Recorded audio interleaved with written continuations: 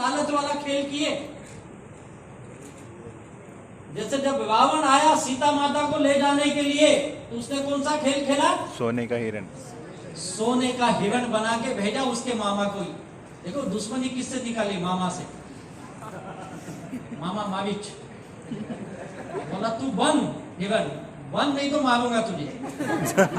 और बोला तेरे हाथ से मरने से अच्छा प्रभु राम के हाथ से मरना ठीक है। बना सोने का हिरण। और जैसे सीता माता ने देखा उनका लालच जागा और क्या बोली? मुझे तो यही चाहिए। बहुत राम समझाए मत जा, नहीं मुझे वही चाहिए। तुम पति हो तो लाओ, जाओ। उनको भी ऑप्शन दी गए। यानी एक चीज समझ में आई, भगवान भी पत्नी के आगे कुछ नहीं कर सकते।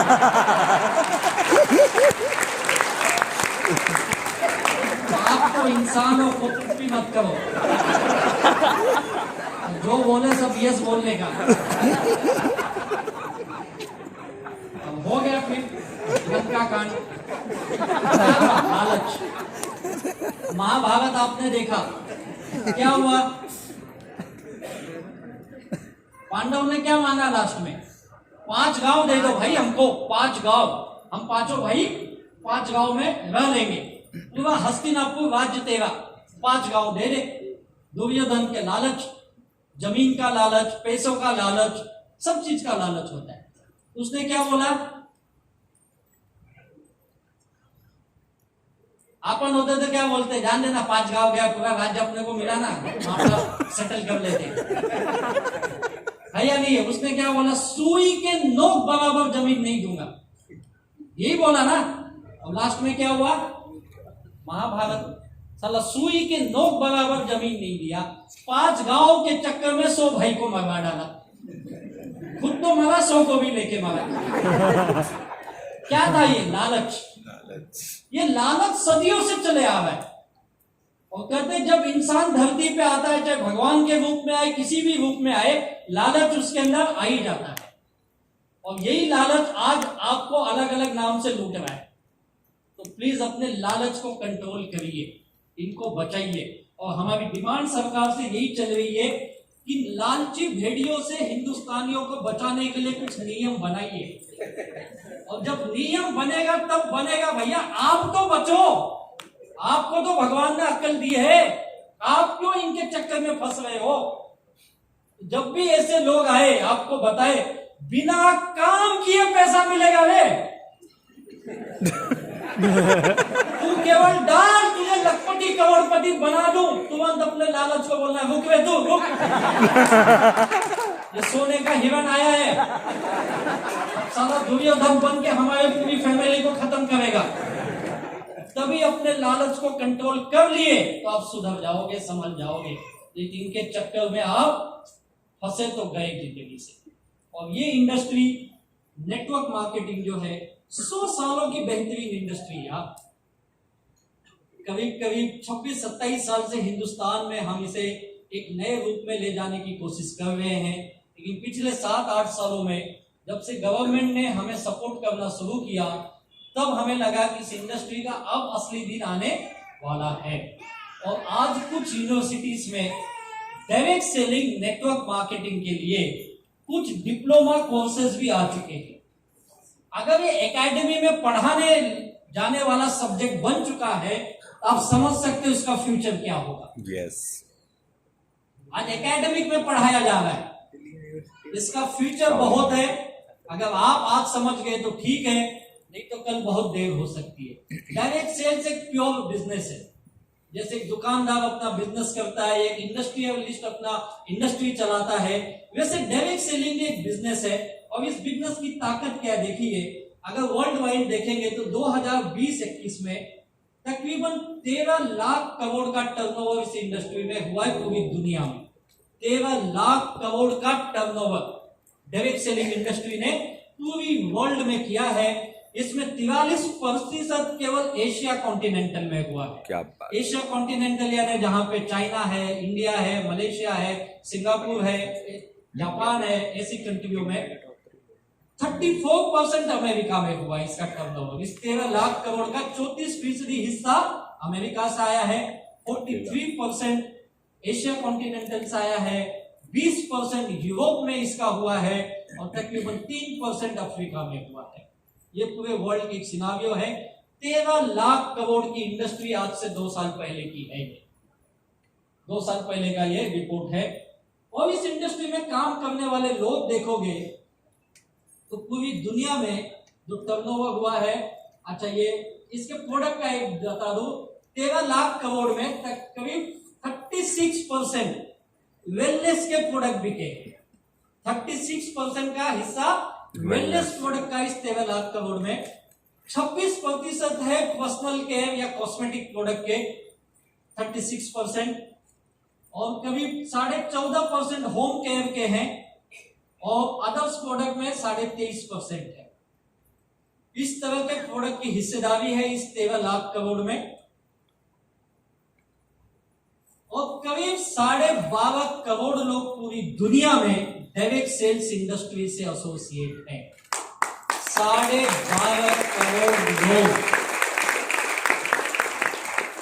हमारी पूरी गवर्नमेंट जॉब में मिला लेंगे, केवल सेंट्रल गवर्नमेंट में करीब 2 करोड़ के आसपास लोग काम करते हैं और पूरी पॉपुलेशन का 2 से 3% लोग स्टेट और सेंट्रल गवर्नमेंट में काम करते हैं। और यहाँ पे पूरी दुनिया में 12.5 करोड़ लोग काम करते हैं। इसमें 74% महिलाओं का योगदान है और 26% मेल का योगदान है। ये वर्ल्ड वाइड रिपोर्ट है। वर्ल्ड में देखा गया है डायरेक्ट सेलिंग में महिलाओं का योगदान बहुत ज्यादा है। काफी महिलाएं, करीब 70% से ज्यादा महिलाएं इस इंडस्ट्री में काम करती है। और उसकी वजह यह मानी गई है कि कोई भी नए प्रोडक्ट को मार्केट करने के लिए महिलाओं से अच्छा कोई काम नहीं कर सकता है। क्यों ऐसा? क्या लगता है? मैडम लोग ही बता सकते क्यों ऐसा है। महिलाएं ज्यादा खरीदी करती, ओके ये बात एक है। और हाँ, महिलाएं ज्यादा बातें करती। सोचो ना, चर्चा करते हैं ना, आप अपनी चर्चा में केवल ये चीज बदल दे, उसकी साड़ी मुझसे सफेद क्यों। अगर ये चर्चा करने के बजाय हम माई लाइफ स्टाइल का चर्चा करने लगे तो कितना बढ़िया होगा ना, है या नहीं है। तो महिलाएं पूरी दुनिया में अव्वल है यार इस इंडस्ट्री के अंदर। तो महिलाओं के लिए एक जोरदार ताली होनी चाहिए। ये तो वर्ल्ड वाइड रिपोर्ट है। हमारे देश का कुछ रिपोर्ट देखते हैं हम। हमारे देश में पिछले साल जो इसका टर्नओवर हुआ है यह है 18,000 करोड़ का। 18,000 करोड़ का टर्नओवर केवल हिंदुस्तान में हुआ है। और इसमें सबसे ज्यादा टर्नओवर करने वाली नॉर्थ इंडिया में है। सेकेंड वेस्ट इंडिया आता है। वेस्ट इंडिया यानी Maharashtra, Gujarat. East India 3rd number पे है टर्नओवर पे और 4थे नंबर पे साउथ इंडिया है। लेकिन आज से अगर 5-6 साल पहले का रिजल्ट आप देखोगे तो इनके रिजल्ट में बड़ा डिफरेंट आया है।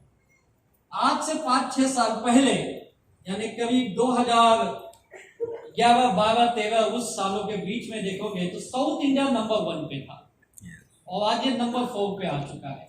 अगर स्टेट की बात करूं तो पूरी दुनिया में, अरे हमारे देश में, पूरी दुनिया की बात नहीं, हमारे देश की बात करूं तो सबसे ज्यादा डायरेक्ट सेलिंग में टर्नओवर करने वाला राज्य है महाराष्ट्र राज्य। लेटेस्ट रिपोर्ट आई है, उस लेटेस्ट रिपोर्ट में राज्यों का आंकड़ा इन लोगों ने दिया है। नंबर 1 महाराष्ट्र है, नंबर 2 पे है वेस्ट बंगाल। सोच के देखिए वेस्ट बंगाल में इतना टर्नओवर आ रहा है। तो ये है 18,000 करोड़ का टर्नओवर करने की इंडस्ट्री हमारे देश में बन चुकी है। और अभी तक 80 लाख लोगों ने अपने आप को डायरेक्ट सेलिंग में रजिस्टर्ड कराया है। किसी ना किसी कंपनी में इनकी आईडी लगी हुई है। हिंदुस्तान में कितने लोग एसोसिएट हैं? 80 लाख लोग। अब मुझे पता नहीं इसमें से कितने काम करते हैं, जुड़े हैं, आईडी लगी। आईडी का ये फिगर है, 80 लाख आईडी है। तब इसमें से कुछ पार्ट टाइमर है, मेजॉरिटी पार्ट टाइमर है। और इस इंडस्ट्री में देखा गया है ज्यादा करके लोग आते हैं एक सेकंड इनकम के लिए। मेरी नौकरी, मेरी दुकान, मेरा दूसरा काम धंधे के साथ मैं डायरेक्ट सेलिंग से एक्स्ट्रा पैसे कमा लूं। एडिशनल मनी कमाने के लिए लोग ज्यादा करके आते हैं और फिर बाद में कुछ लोग इसे नेटवर्किंग को अपना प्रोफेशन बना लेते हैं। इस हमारे देश में महिलाओं का जो रेशियो है, सॉरी ये गलत रेशियो आ गया है, 53% मेल है, 43% फीमेल है। हमारे देश में रेशियो कम है। वर्ल्ड में 70 से ज्यादा है, 74%, और इंडिया में कितना है? 47। सोचिए क्यों कम है इंडिया में?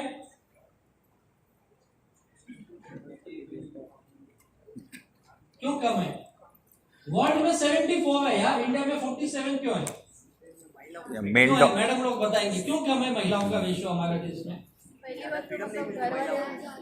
अच्छा, घर वाले जाने नहीं देते, ओके, आजादी नहीं मिलती काम करने की।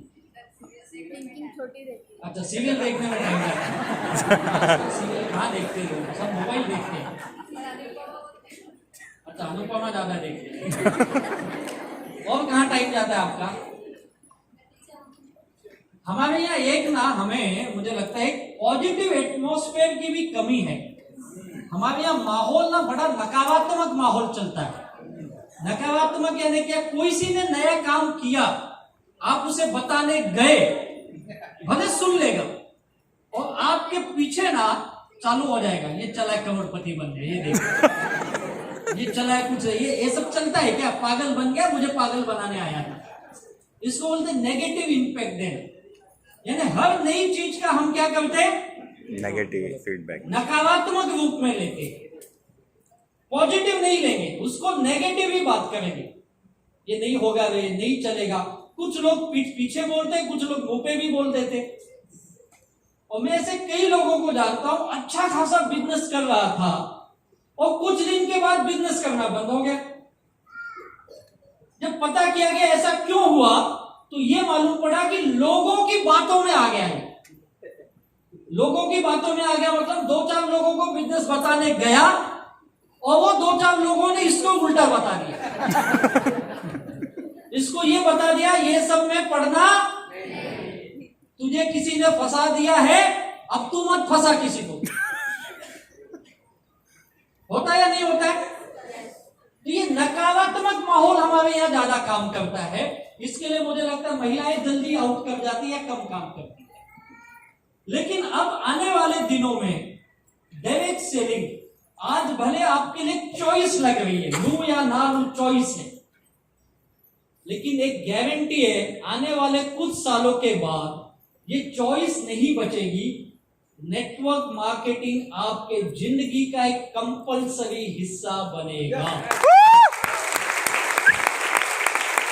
अगर आज से 20 साल पहले कोई आपको ये कहता कि हर घर में नहीं, हर इंसान के जेब में मोबाइल फोन होगा, तो आप क्या बोलते? उल्लू बना रहे। आज से 20 साल 25 साल पहले जब वो लाल डब्बा एक आता था, पता है, 1 रुपया डाल के आप फोन लगाते थे, याद है? yes. पीसीओ बोलते थे उसे। कितने लोगों ने लगाया 1 रुपया डाल के फोन? सारे पुराने लोग बैठे हैं। मैंने तो उसकी दुकान खोली थी, पता है, 1 रुपया डालते थे, नहीं लगा तो डब्बा बजाते थे अपने, पैसा खा गया। और ज्यादा जोर से बजाओ तो 2-4 सिक्के बाहर के आए किसी के यहाँ पे। देखो, आधे लोग तो वही करते थे, अगर उस 1 रुपए के कॉइन के फोन के जमाने में कोई आके कहता कि तेरे पास ऐसा एक इंस्ट्रूमेंट आएगा जो जेब में लेके तो घूम सकता है, तो आपका पहला सवाल होगा, पागल, उसमें वायर कहां से लगेगा? क्योंकि हमारी सोच क्या है, ये वायर से आवाज जा रही है, यही सोचती ना, इसमें वायर लगा हुआ है, कनेक्शन वहां से आ रहा है। अब ये आके बता रहा बिना वायर के फोन आएगा, तो लोग तो हंसते थे ना अपने ऊपर। तो हमको क्या बोलते, तू पागल हो गया, किसी ने तुझे फंसा दिया तो मुझे मत फंसा, यही बोलते ना। चलो बात करने तक ठीक था, उसमें ये बोलते तेरे फोन में तेरा टीवी भी दिखेगा, अब तो हद हो गई, बस कर दे, बस कर दे, अब मत फेंक, तू बहुत ज्यादा फेंक रहा है। तो अरे पागल, उसमें टीवी दिखेगा ना, टीवी। विश्वास होता था। और आज क्या हो रहा है? आज मोबाइल क्या है? कंपलसरी है या चॉइस है या कंपल्सन है? कंपल्सन। कंपलसरी है ना। आप घर से एक बार निकलोगे, लंगोट पहनना भूल सकते हो, मोबाइल लेना सही बात है ना, मोबाइल लेना भूल सकते हो क्या? भूल ही नहीं सकते यार। अगर तू बिल्डिंग से उतर के अपने नाके तक आ गया तो वापस जाएगा। यार मोबाइल के सिवाय कैसे बाहर निकलूं यार, जी नहीं सकता मैं। सही बात है या नहीं है? सही है। आज ही कंपल्सन बन गया। वैसे आप डायरेक्ट सेलिंग, आपको चॉइस लग रही होगी, लेकिन आने वाले चंद सालों के बाद ये घर घर का बिजनेस बनने वाला है। जबरदस्त। और आज मैंने इस बिजनेस को सीरियसली बिल्ड नहीं किया, तो आज से कुछ साल के बाद जब आप अपने पोतों को बताओगे कि मैं भी डायरेक्ट सेलिंग देखा था रे, पोता ऐसे देखेगा, कहां गया था तू फिर? नहीं, मैंने आईडी ली थी, कुछ किया नहीं। अरे गधे, किया होता तो मेरे नीचे भी 10-20 हजार लोगों की टीम होती।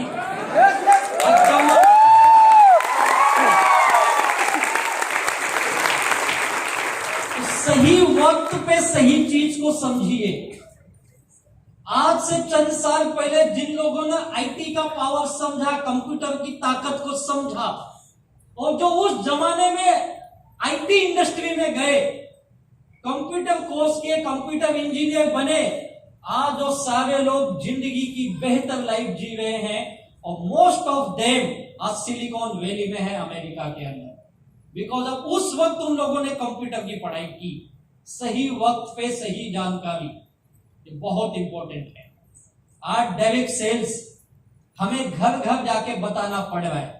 अब ये एकेडमिक में आ गया, अब डिप्लोमा शुरू हो गए हैं, कुछ दिनों में डिग्री आएगी, कुछ सालों में इसके ऊपर स्पेशल कोर्स किए जाएंगे, और तब ये कंपल्सन बन जाएगा। अगर तुझे डायरेक्ट सेलिंग करना है तो तेरे पास डायरेक्ट सेलिंग की डिग्री होना कंपल्सरी है। आज मौका है आपके पास, आज इस इंडस्ट्री को आप समझिए। अगर आज आप माई लाइफस्टाइल बिजनेस को समझ गए तो आने वाले कुछ सालों के बाद आप इस बिजनेस में बड़ी कामयाबी लिख सकते हो, और आने वाली अपनी जनरेशन को बता सकते हो, आज से 10 साल, 15 साल, 20 साल पहले मैंने डायरेक्ट सेल्स बिजनेस शुरू किया और आज मैं इतनी बड़ी कामयाबी पे हूं। निर्णय आपको लेना है। कितने लोग चाहते हैं इस इंडस्ट्री में कामयाब बन के अपनी कहानी लोगों को बताए? अरे वाह, जबरदस्त। तो आपको अगर कामयाबी बतानी है तो इस कामयाबी वाले रास्ते पे चलना पड़ेगा। चलने के लिए तैयार हो? यस। ये रास्ता जितना अच्छा दिख रहा है उतना अच्छा है नहीं, पहले बताया। ये रास्ता यानी आज के समय के हमारा रोड बन गए, जैसे हाईवे अपने हैं, कितने खराब है ना। मुझे लगता है कोई फ्लाईओवर ऐसा नहीं बचा है जिसपे खड्डे ना हो। फ्लाईओवर पे खड्डे आज के समय, सोचिए। तो ये वैसा रास्ता नहीं है जितना अच्छा दिख रहा है, लेकिन इस उबड़ खाबड़ रास्ते पे भी अगर आप टिके रहे, चलते रहे, तो सक्सेस पे पहुंच जाओगे। तो कितने लोग इस मुश्किल वाले रास्ते पे चलना चाहते हैं? शब्दों को ध्यान से सुनना, मुश्किल वाला रास्ता है। पक्का? तो ही बैठे रहिए। अगर मुश्किल से तकलीफ है तो आप जा सकते हैं, नहीं तो क्या करोगे आगे बैठ के? बाहर जाके कहीं झाड़ी वाड़ी मारो, घूमो फिरो। संडे का दिन अच्छे लोग बाहर मिलेंगे आपको, चाय वाय पियो, वड़ा पाव खाओ, या तो क्या बोलते हैं पानी पूरी खाओ, हाँ गार्डन वार्डन में घूमो, यहाँ बैठ के टाइम पास। क्योंकि मैं मुश्किल बोल रहा हूँ यार, मैं पहले ही क्लियर कर देता हूँ। भले आपके लीडर ने आपको बोला होगा तुला काय नहीं करायचंय, फक्त 2 आणायचे,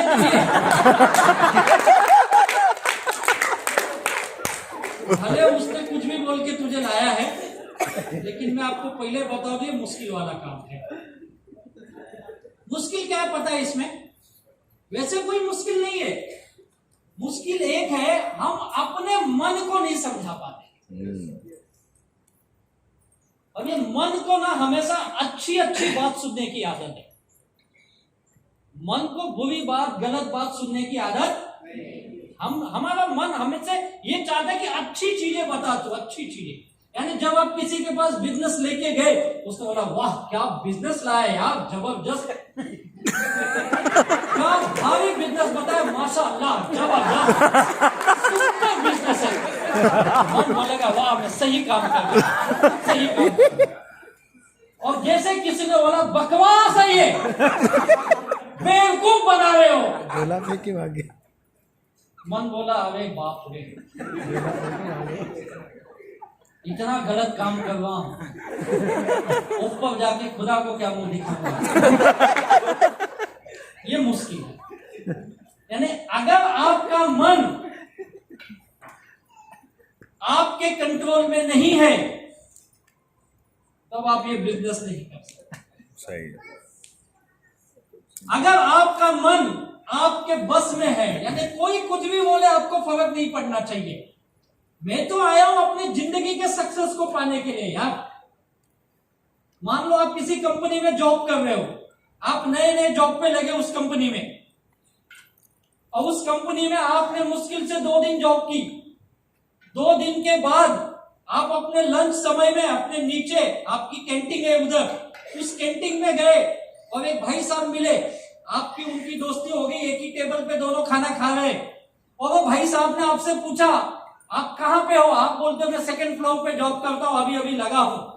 उस आपने अपनी कंपनी का नाम बताया, उसने बोला बाप रे ये कंपनी बकवास है, तेरी जिंदगी में कुछ नहीं होगा, बेकार कंपनी है। आप क्या बोलोगे? क्या बोलोगे? फंस गया। कुछ तो मन में फीलिंग आएगी, नहीं आएगी? क्या आएगी? Yes.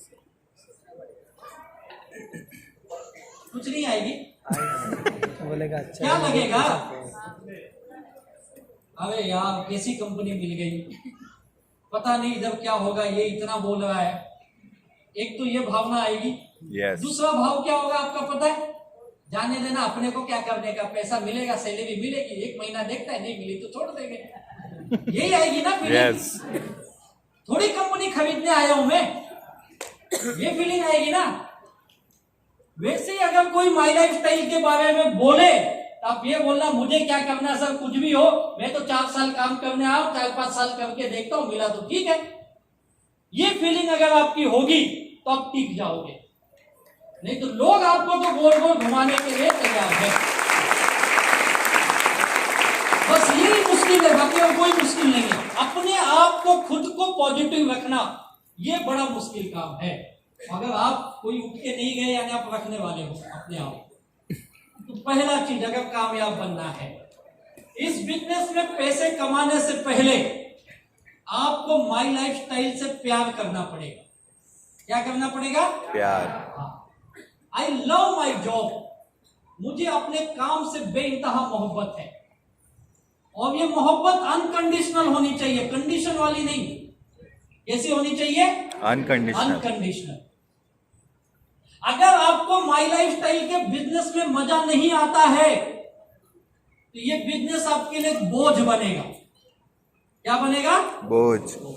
अगर आपको माई लाइफ स्टाइल में मजा आता है, तब ये बिजनेस बोझ नहीं लगेगा, आपको मजा देगा। अभी मुझे नहीं पता आज आप बिजनेस कैसे करते हो, कैसे करते हो? माई लाइफ स्टाइल बिजनेस में मजा आता है या बोझ लगता है आपको? मजा आता है। आपकी आवाज से लग रहा है 10-20 को ही मजा आ रहा है। बाकी को सजा मिली, यहाँ लाके बिठा दिए, पैसे भी लिए ना, कितना लिए? 200 भी ले लिए। जब से बैठे तब से यही मन में चल रहा है 200 मिलेगा कि नहीं मिलेगा, और ये कब तक बोलेगा? आधे लोगों का ध्यान है चाय वाय आ रहा है क्या कुछ, साले 200 ले, वड़ा पाव तो खिलाओ।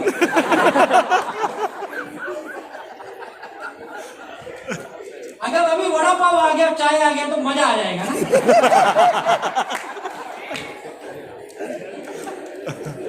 मजा आ जाएगा ना। देखो तो सही है, तो कुछ है क्या?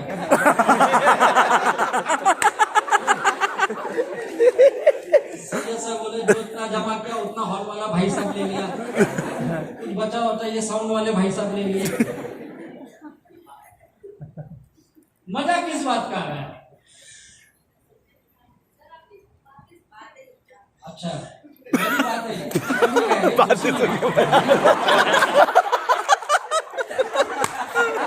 मुझे सुनने के लिए मैं 2000 चार्ज करता हूँ 2 घंटे का, ये तो 200 में इसकी खातिर आ गया मैं।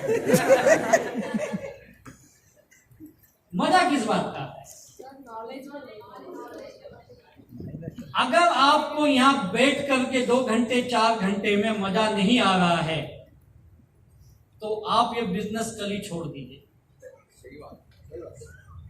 मत करिए, जबरदस्ती बोझ बना के मत करिए। अगर आपको मजा आ रहा है यार, जिंदगी में कामयाब बनने का एक आइडिया तो मिला है, एक मौका तो माई लाइफ स्टाइल का है। अगर आपका ध्यान इस 200 रुपए पे नहीं है, चाय वड़ा पाव पे नहीं है, आपका ध्यान अपनी जिंदगी की कामयाबी पे है, आपको दिख रहा है माई लाइफ स्टाइल में अगर मैं आज काम करता हूं, अगर ये मेहनत से बिजनेस बिल्ड कर लेता हूं, अगले 5 साल में मेरी लाइफ कैसी हो सकती है, ये विजुअलाइज हो रहा है, यानी आपको मजा आ रहा है। तब माई लाइफ स्टाइल में करने में आप आनंद महसूस करोगे। जब किसी के घर जाओगे बिजनेस बताने, वो कितनी भी नेगेटिव बात करे, आपको माई लाइफ स्टाइल में क्या मिलेगा ये पता है, उसकी बातों का दुख नहीं होगा, क्या मिलने वाला ये सोच के मजा आएगा। यस, ये याद रखिए। तो बिजनेस करते समय दुखी भाव से बिजनेस मत करिए, दुखी बन के। और सबसे ज्यादा दुख कब आता है?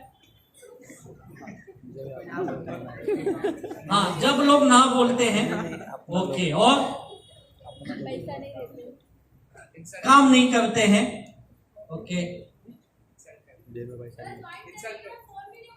अच्छा फोन ही नहीं उठाते हैं, हाँ, इंसल्ट करते हैं, ओके, ब्लॉक मार देते,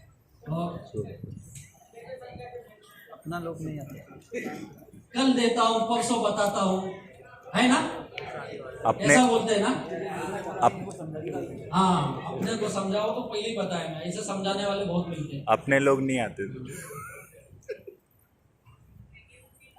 क्या होता है? नेगेटिव बात करते हैं, ओके, ये सब तो आएगा ही ना। वही तो मैंने कहा, इन चीजों का अगर आप समझ गए तो आप माई लाइफ स्टाइल में कामयाब बन गए। सिर्फ माई लाइफ इतना पैसा क्यों देता है? क्या वजह है? जो जिंदगी में 25 साल 30 साल 40 साल काम करके आदमी पैसा बनाता है और माई लाइफ स्टाइल में 6 साल 7 साल में आदमी बना लेता है, क्या वजह? जब 30-40 साल कहां और 6-7-8 साल कहां? क्या वजह है? लोगों की बातों को सुनने की आदत डालना, ये सबसे बड़ी पावर है इस बिजनेस में। अच्छा मुझे बताओ, किस काम में लोग नेगेटिव बात नहीं करते? कौन से काम में नहीं करते बताओ? अच्छा, यहां पे कितने लोगों की जब शादी होके, महिलाएं खास करके, जब आप अपने ससुराल गए थे तो कितना मुश्किल था ना एडजस्टमेंट करना, कि आसान था? कितने लोगों को मुश्किल लगी थी? मैक्सिमम लोगों को मुश्किल लगी थी ना। लेकिन धीरे धीरे रह के क्या हो गया? कुछ आदतें आपने बदल ली और कुछ आदतें उन लोगों ने बदल ली, दोनों ने बदला ना। कुछ गाली आपने सुनी, कुछ आपने सुनाई भी। ऐसे ही चलता है, भले मुंह से नहीं दिए, मन में तो दिए। तो ऐसे ही लाइफ होती है भाई। आपने एडजस्टमेंट किया ना, एडजस्टमेंट, तो ही तो लाइफ चलती है ना। और लाइफ का नाम ही है एडजस्टमेंट करना भाई। जिन जिन लोग एडजस्टमेंट नहीं कर पाते ना, उनकी लाइफ बड़ी मुश्किल होती है। लेकिन जो एडजस्टमेंट की लाइफ जी लेते हैं, यानी चलो भाई फैमिली के साथ थोड़ा एडजस्ट कर लूं, वैसे माई लाइफ स्टाइल में अगर आप अपने आप को एडजस्ट कर लिए तो आप कामयाब हो गए। एक टेस्ट क्या करना है यहाँ पे, जैसे ये 8-10 सवाल है, मैं लिख के देता हूं, इससे ज्यादा सवाल नहीं आएंगे। क्या सवाल आते हैं, मुश्किल से मुश्किल सवाल क्या है यहाँ पे। एक तो लोग पैसे नहीं देते, आपसे प्रोडक्ट नहीं खरीदते। दूसरा, हाँ, तुझसे ज्यादा, यही बात करती है ना, पैसे नहीं देने के लिए, काम नहीं करने के लिए 10 बहाने बताते हैं ना।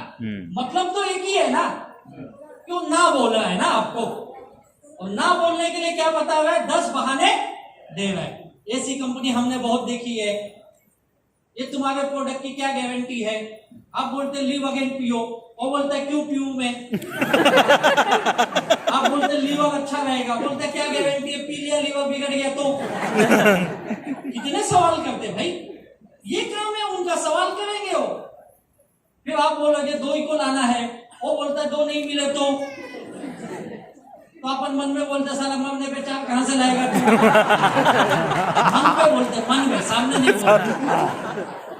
सामने बोलोगे तो गाली देगा। ऐसा ही होता है ना। तो कौन सा दुख है यार इसमें, मैं लिख के देता हूं 8 से 10 सवाल हैं। अगर इन सवालों को सुनने की आदत लग गई, यानी तुझे माई लाइफस्टाइल से प्यार हो गया।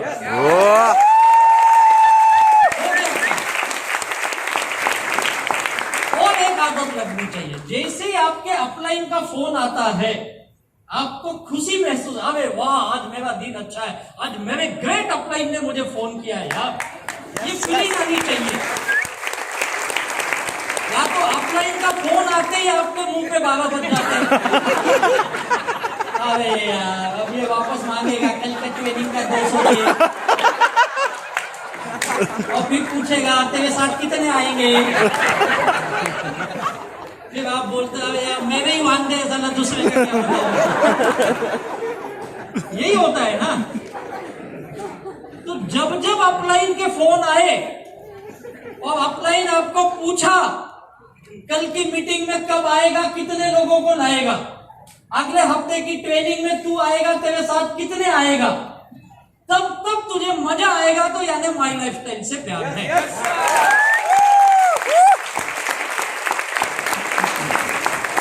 यही प्यार है यार इस बिजनेस में, और क्या प्यार, ऐसा ये थोड़ी प्यार है। यही प्यार है यहाँ पे, यही बिजनेस है यार। लोगों से इस बिजनेस में, लोग इस बिजनेस को सबसे बड़ी बात ना बिजनेस ही नहीं समझते, वहीं पे फेल हो जाते हैं। हम लोगों को माई लाइफस्टाइल करने में बहुत मजा आया यार, कभी दुखी नहीं हुए। ये हमारे जो लीडर बेटे पूछो इनसे, ये कभी दुखी नहीं हुए बिजनेस करने के लिए। इनको तो पूछना भी नहीं पड़ता आपके कितने आएंगे, ये खुद ही बोलते हुए सर मेरे लिए 50 पास रखो, 50 रखो। अब आपको कई लीडर ने बोला होगा ना, सब मेरे लिए इतना पास रखो। क्यों बोल रहा है, क्योंकि उसको काम करने में मजा आ रहा है यार। और आप भाग रहे हो, आपको लगता है जाऊंगा तो 200 देना पड़ेगा, और 200 बचा के भी तो कौन सा विजय माल्या बनेगा। क्या बन जाएगा बचा, आज के तारीख में क्या वैल्यू है इसकी। और 200 खर्च करके इस एसी में बैठ करके 2-4 घंटे कुछ अच्छी चीजों को समझ ले, तो ये ज्यादा कामयाबी है या नहीं है। यस।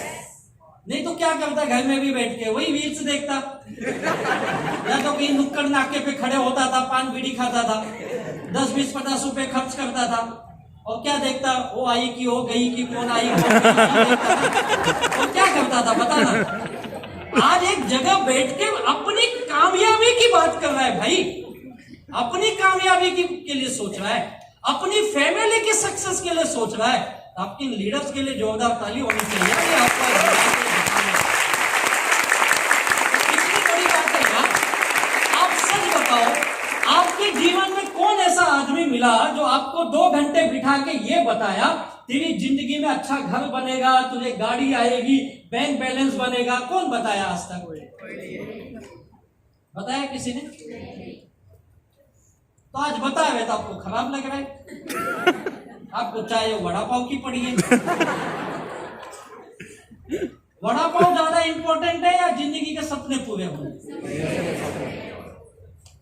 तो हमारा फोकस ही गलत जगह है ना, और गलत जगह फोकस होने की वजह से मजा नहीं आ रहा है आपको बिजनेस में। तो पहला लेसन सीख लो, बिजनेस से प्यार मजा आना चाहिए। ये मजा उसी को आएगा जिसको माई लाइफस्टाइल से क्या है, प्यार है। अनकंडीशनल प्यार होना चाहिए। और इस बिजनेस में अनकंडीशनल प्यार तब होता है जब आपको ये पता होता है मैं ये बिजनेस क्यों करता हूं। ये वाई बड़ी काम की चीज है। जब मैंने बिजनेस स्टार्ट किया था तो मुझे भी पहले समझ, आपको लगता है आज मैं डायमंड बन गया हूं तो बड़ा नॉलेजेबल आदमी हूं और बहुत जानकारी है, मुझे ऐसा कुछ नहीं है भाई। मैं भी आप ही की तरह एक साधारण आदमी, एक छोटे से मध्यम वर्गीय मिडिल क्लास से आया हुआ व्यक्ति, और शुरू में मुझे भी नहीं लगा था ये बिजनेस मुझे इतना पैसा देगा, क्योंकि इस बिजनेस में आपका वाई क्या है मुझे नहीं पता, लेकिन मैं मेरा वाई आपको बताता हूं मैं क्यों आया था इस बिजनेस में। क्योंकि इस बिजनेस में आने से पहले मैं एक नेटवर्क मार्केटिंग कंपनी में कुछ साल काम करके फेल हो चुका था, यानी करीब करीब वहां पे 2.5-3 साल मैंने काम किए थे और ये मैं फेल हो चुका था। और आपको मैं ये हकीकत बताऊं, ये मत सोचना मैं कोई कहानी बता रहा हूं। और इसके कुछ उदाहरण लोग यहाँ बैठे होंगे, दिनेश सर एक बैठे हैं, ये उसके उदाहरण है, ये मुझे कई सालों से जानते हैं। और उस कंपनी में जिसमें मैं फेल हुआ तो उसमें ये भी थे वो भी फेल हुए, फिर वो भी छोड़ दिए, मैं भी छोड़ दिया,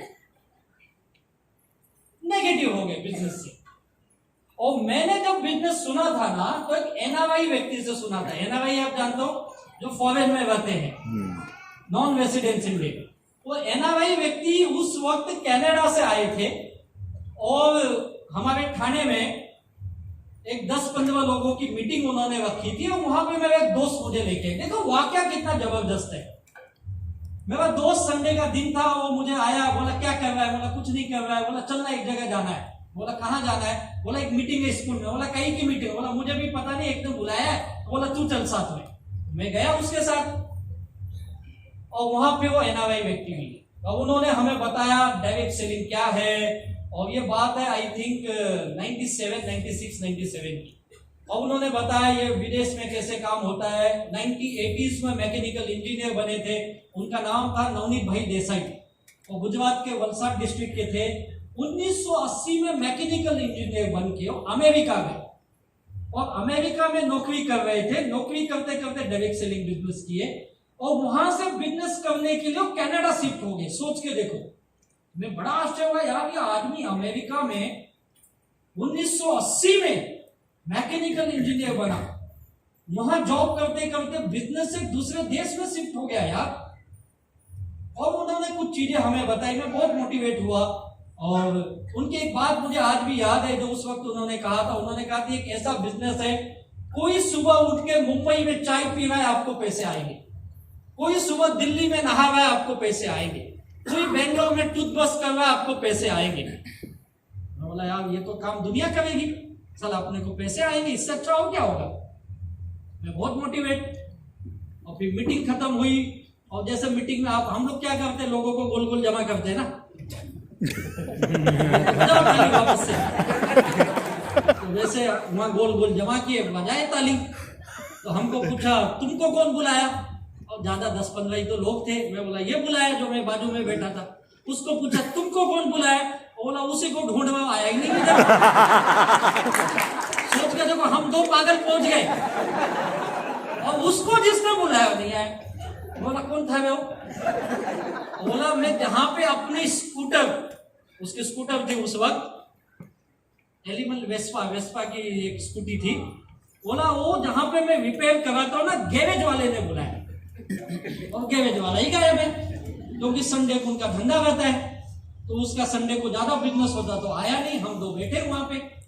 फिर एक भाई साहब मिले, ओके कोई बात नहीं मैं आपको समझाता हूँ। उन्होंने समझाया, जैसे आपको कोई मिल गया है, उसको बोला कोई नहीं है तो आपस में टूट पड़ता तू आज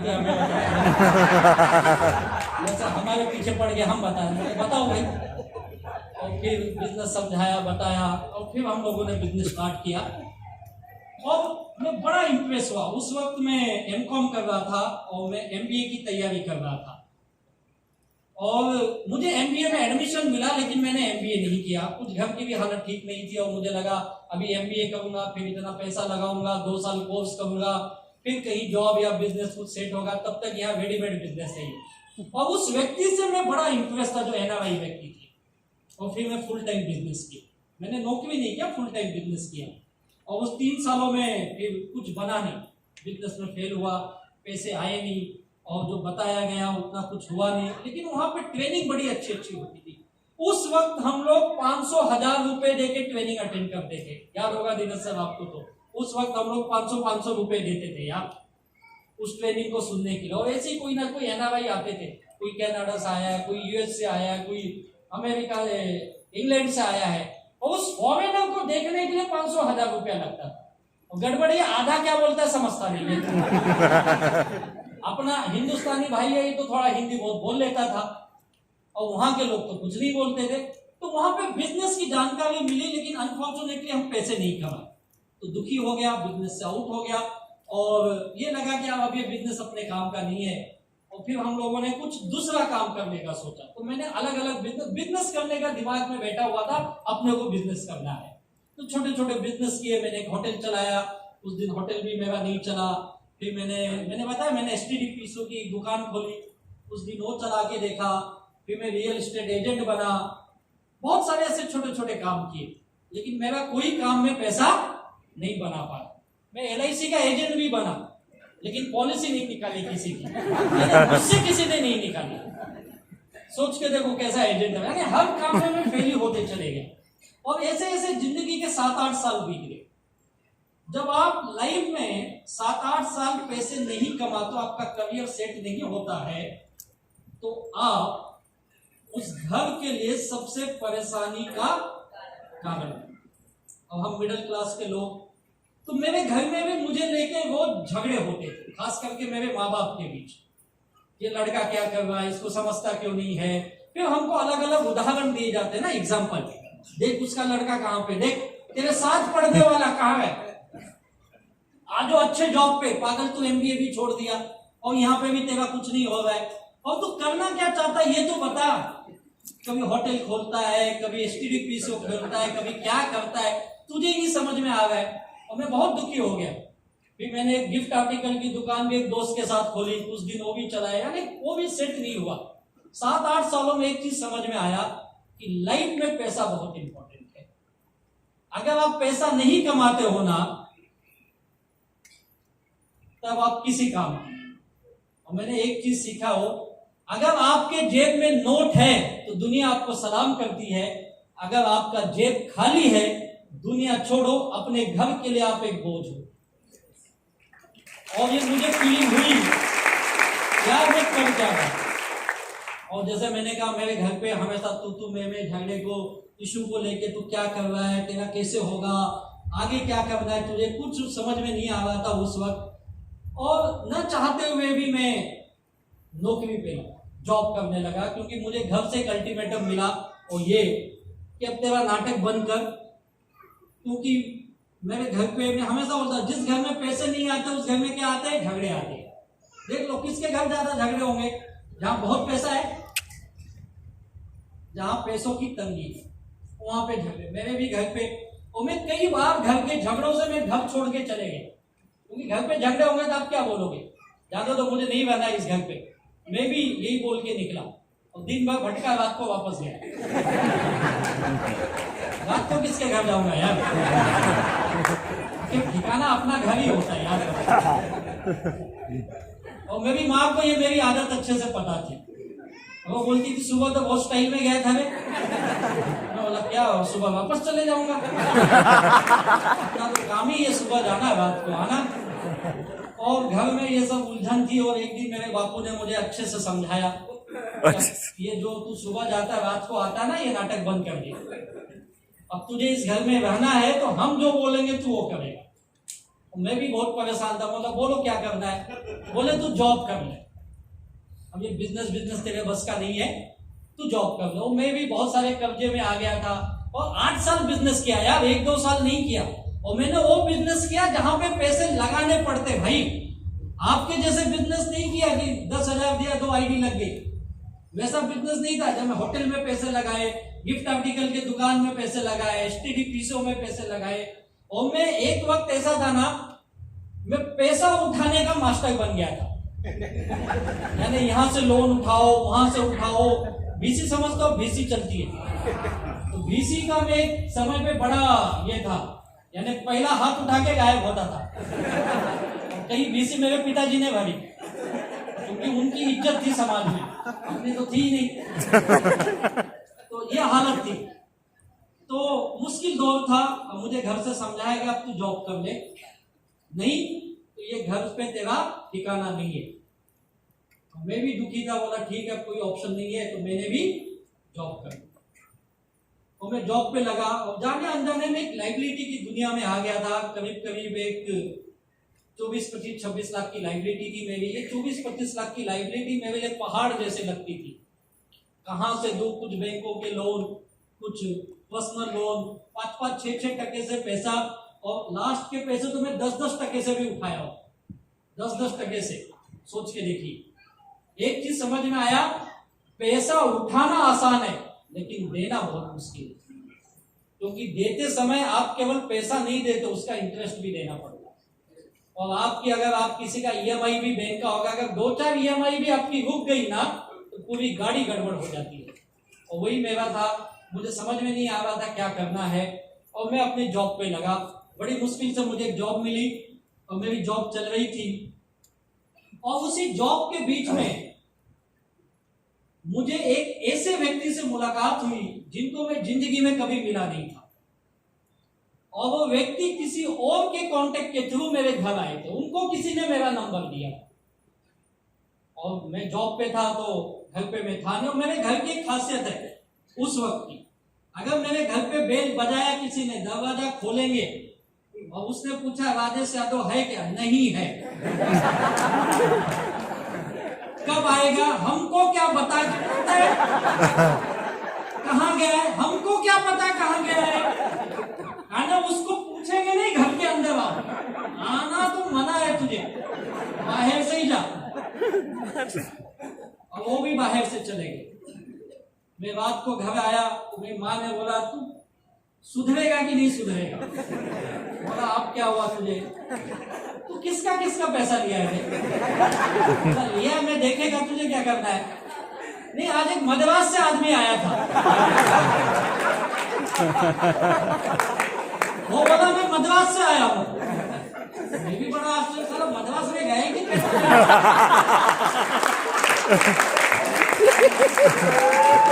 अपने को तो वहां की भाषा भी नहीं आती है। मैं कब गया मद्रास, नहीं वो यही बोल रहा था। बोला होएगा नहीं, कोई आया होगा गलती से। नहीं नहीं, तेरा ही नाम लेके आया, उसके साथ एक और था। क्या बोला, बोला कुछ नहीं, कार्ड लेके गया है। बोल देख क्या तो लिख रहा था पीछे। मैंने देखा कार्ड, एक होटल का कार्ड है, पीछे देखा तो लिखा था डियर राजेश। बोला साला मुझे डियर बोलने वाला। आज तक तो लोगों ने गाली में बात की है भाई, और एक जमाने में मैं भी गाली का चैंपियन था। सच बताता हूँ, कभी कंपटीशन लगा लो आपसे ज्यादा ही दे दूंगा। सारे झोल झाल करके बैठे हैं ना। तो मैंने देखा उसमें लिखा था dear Rajesh please meet me in this room number so and so. बोला यार ये मुझे होटल में क्यों बुला रहे हैं। अब वो होटल हमारे इलाके का बहुत 3 स्टार कैटेगरी का होटल। दूसरे दिन मैं अपने जॉब पे गया और रात को आया तो जाऊं कि नहीं जाऊं, थोड़ा डर था, पता नहीं कोई सीखा लिया होगा सारा पकड़ने के लिए। फीलिंग होती है ना, फिर मैं सोचा सारा इतने बड़े होटल में कौन बुलाएगा, क्योंकि अपने जो संगत के लोग हैं कोई इतने बड़े होटल में तो आएंगे नहीं। तो उस दिन मैं गया नहीं। दूसरे दिन फिर मैं डरते डरते हिम्मत किया। पता नहीं, बोलते ना भगवान को देना चाहता है ना तो नेचर और नियति जो है ना आपको उस रास्ते पे लेके जाती है। तो मुझे लगा चलो एक बार जाना चाहिए। तो मेरे एक दोस्त को लिया, बोला चलिए होटल में जाना है। तो दोस्त भी अपन फटी जब तो दोस्त भी वैसे ही रहता है। दोस्त क्या करोड़पति होगा क्या, वो भी अपने जैसे दुखी आदमी। तो जब होटल में पहुंचा तो बोलता है अरे पागल है ये, इतने बड़े होटल में क्यों आए थे। बोला काम है, कोई तो मिलने आया। बोला तुझे कौन मिलने आया इस होटल में। बोला वही तो नहीं पता कौन आया है, तुझे खिलाने नहीं लाया हूँ, चुपचाप आप साथ में सुन, तू नीचे बैठ। रिसेप्शन से फोन किया उनके रूम में, तो उन्होंने बोला उसको भेजो ऊपर। मैं बोला मैं ऊपर जा रहा हूँ, अगर 10 मिनट में नहीं आए तो आ जाना, बचाने के लिए आ जाना। और मैं गया उनके रूम में, मैंने बेल बजाई, रूम खोले, मैंने कार्ड दिखाया, बोला सर मैं राजेश यादव, ये कार्ड लेके कोई मेरे घर आया था। उन्होंने हाथ मिला, बोला okay okay I am T Dayalan from Chennai.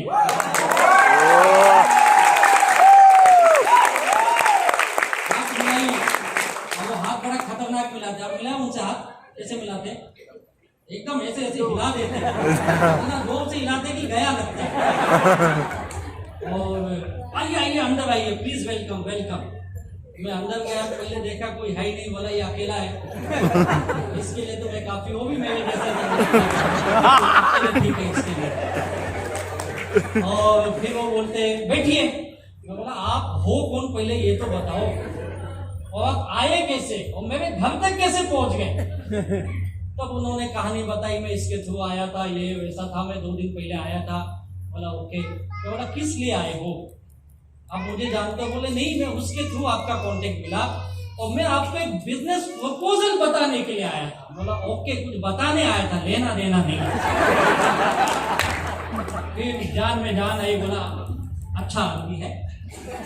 फिर बैठा, फिर बोले क्या लोगे, चाय या कॉफी? तो अपन गरीब आदमी चाय पीते हैं, कहाँ पीते हैं? बोला चाय। तो उन्होंने चाय का ऑर्डर किया। फिर बोला साहब मेरा एक दोस्त है, उसको बुला लो, क्या नीचे बैठा है? बोला हाँ हाँ, बोला बुला के लाता हूँ। बोले यहीं बैठो, फोन करो ये नंबर पे, वो भेज देगी रिसेप्शन में।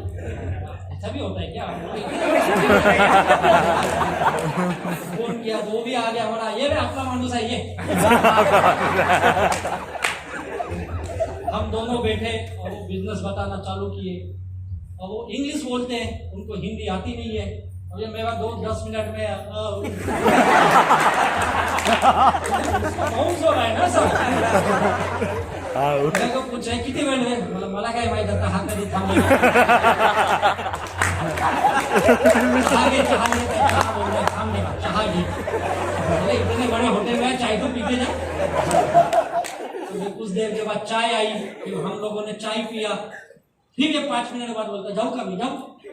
वो समझ गए, बोले क्या प्रॉब्लम? बोला सब इसको जाना है। बोला ओके कोई बात नहीं, तुमको टाइम है? बोला मेरे पास टाइम ही टाइम है। बोला तू जा बाबा। वो गया, आज तक आया नहीं समझ। सोच के देखो, अभी कुछ दिन पहले मिला था, बोला तेरी लॉटरी लग गई, पागल, टिकट हम दोनों ने देखा था। जो अच्छे जॉब पे है, आउट ऑफ इंडिया रहते, इंडिया में नहीं रहते, लेकिन बिजनेस नहीं किए।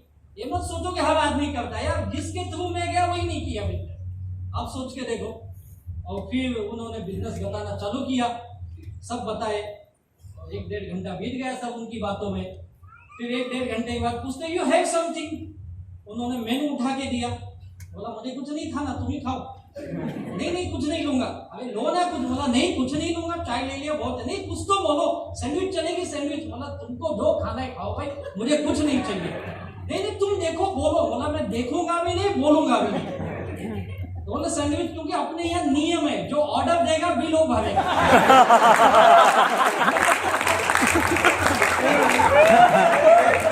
अपने यहाँ नियम तो यही है ना, तू ऑर्डर दिया तो बिल भर। मैं बोला यार इतने बड़े होटल में बुला के अगर मुझसे बिल भराया, साला 2-3 दिन तो यहाँ बर्तन धोने पड़ेंगे। मैं तो खाऊंगा ही नहीं, खाना ही नहीं है अपने को। फिर उन्होंने सैंडविच ऑर्डर की, फिर सैंडविच आई, फिर और आधा घंटा। तो बाद में समझा खिला इसलिए हुई थी कि मैं सुनूं उनकी बात। ये तो आदमी भाग जाएगा ना। 1-1.5-2 घंटे बीत गए। बोला अब मैं जा सकता हूँ? बोले यार नो प्रॉब्लम, तो हम बिजनेस स्टार्ट कर दे। बोला मैं कब बोला स्टार्ट कर नहीं तो इतना अच्छा बिजनेस है। बोला तेरे लिए अच्छा है, मेरे लिए नहीं अच्छा है। फिर मैंने बोला मैं कुछ पूछ सकता हूँ? बोले हाँ पूछो। मैंने बोला सर सच बताओ इसमें पैसा आता है क्या? बोले क्यों, आपको लगता है आता नहीं? बोला मैंने भी एक बार किया था, तो वहां पे तो एक साला कनाडा से आके भाग गया, तो चेन्नई से ही आया है। पैसे की गारंटी मुझे तो नहीं है। बोले आता है। फिर उन्होंने अपना कुछ इनकम का स्टेटमेंट दिखाया, प्रूफ दिखाया, बहुत सारी चीजें बताई। फिर मैंने उनको एक चीज बोला, सर एक चीज पूछो आपको, अगर इसमें इतना पैसा आता है तो आपको चेन्नई से मुंबई आके घर घर घूमने की क्या जरूरत है? सही बात है ना, पैसा अगर इतना आता है तो।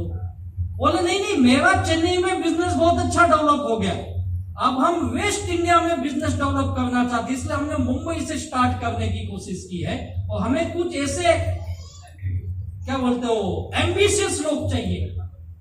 बोला मैं एम्बिशियस नहीं हूं भाई, मैं नहीं हूं। बोले जॉब के साथ कर सकते हो। बोला मुझे पता है, लेकिन मुझे करना ही नहीं है। और फिर जाते जाते मैंने उनको सलाह दे के गया। पता है क्या सलाह? सर अच्छे आदमी दिखते हो, 2-2.5 घंटे में चाय पिलाए, सैंडविच खिलाई, जाते जाते कॉफी भी पिलाई, क्योंकि दूसरी बार पूछे कुछ और सैंडविच के बाद, बोला चाय तो हो ही गई है, कॉफी मंगा लेना। अब इतना खाने के बाद आदमी अच्छा लगा ना, तो मैंने बोला सर मेरी सलाह है, आप अच्छे घर के दिखते हो, ये सब ज्यादा दिन चलता नहीं है, और आप भी इसके चक्कर में ज्यादा फंसो मत। उन्होंने बताया आप जैसा सोचते वैसा नहीं। बोला सब शुरू में यही बोलते, और मैं उनको ना बोल के आ गया। बोला सर मेरे बस का नहीं है। बोले फिर भी सोचो, तुम 2-3 दिन टाइम लो, सोचो, और मुझे कुछ दिन के बाद बताना। मैं तो वही बोल के आ गया भैया अपने बस का। लेकिन उनकी एक खासियत थी, वो जब भी मुंबई आते मुझे फोन करते। उन्होंने मेरे ऑफिस का नंबर लिया था जहां पे मैं जॉब करता था, और जब भी आते फोन करते, तुम कहाँ हो? मैं ऑफिस में हूँ। तो शाम का क्या प्रोग्राम हो? बोला कोई प्रोग्राम नहीं, तो आप मुझे मिलोगे क्या? बोला सर मुझे बिजनेस में इंटरेस्ट नहीं। कोई बात नहीं, हम ऐसे ही मिलेंगे, चाय पियेंगे। चाय पियेंगे बोला तो लालच जागता था अपना। इतने अच्छे होटल में चाय पिलाता है, और कभी कभी खुश रहा तो सैंडविच भी खिलाता है। तो पता नहीं क्या था, मैं मिलने के लिए जाता था, और मैं टाइम पास करने, क्योंकि मुझे घर जाने की जल्दी नहीं थी, क्योंकि मैं नौकरी भी बड़ी ईमानदारी से किया। सच बताता हूं, मैंने ज्यादा दिन नौकरी नहीं की, मेरा जॉब भी 2-2.5 साल का, क्योंकि कोई भी काम मैं ज्यादा दिन किया ही नहीं, तो माई लाइफ स्टाइल में इतने दिनों से टिका हूं। सच बताता हूं। लेकिन उस 2 साल की नौकरी में भी ना, मेरा बॉस मुझसे बड़ा खुश था। 2-3 महीने के अंदर में अपने ऑफिस का ना क्या बोलते, अपने बॉस का सबसे क्या बोलते चहेता आदमी, एकदम प्यारा आदमी, खास आदमी बन गया था। बताओ मेरे जो कलीग्स होते ना, कलीग जो साथ में काम करते, वो मुझसे जेलस करते थे, उनको गुस्सा आता था मेरे ऊपर, और वो मुझे समझाते थे तू ज्यादा होशियारी मत कर। उनको लगता था कि मैं बॉस का चमचागिरी कर रहा हूं, अपने मुंबई के भाषा में चापलूसी कर रहा हूं। 6 बजे ऑफिस का टाइम खत्म, 6 बजे चुपचाप निकल जाने का। और मैं आदमी ऐसा ऑफिस का जो सबसे लास्ट में जाता था, यानी अगर बॉस बैठा है 9 बजे तक, तो मैं भी 9 बजे तक बैठा हूं। वो पूछता भी नहीं था कि सर मैं जाऊं क्या। सोचो कितना ईमानदार था ना मैं। और मेरे कलीग लोगों को जल्दी थी भाई जाने की, क्योंकि इनको 5-5:30 बजे से घर से फोन आता था, सर मैं सुन रहा हूं बाजू में बैठा है, उसके घर से फोन आता था, कुठली भाजी करू, किती वाजता निघणार? सर आपने को किसी ने पूछा ही नहीं तू किधर है क्या है। तो मुझे घर जाने की जल्दी नहीं थी। क्यों नहीं घर जाने की जल्दी थी? क्योंकि घर अपने को जाना ही नहीं। घर जाएंगे तो वही झगड़े होंगे, वही टेंशन होगा, वही मांगने वाले कोई आ गया तो और झगड़े बढ़ेंगे।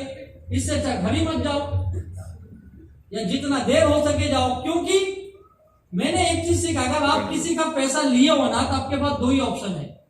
एक ऑप्शन है या तो उसका दे दो, और दे नहीं सकते तो उसको मिलो ही मत।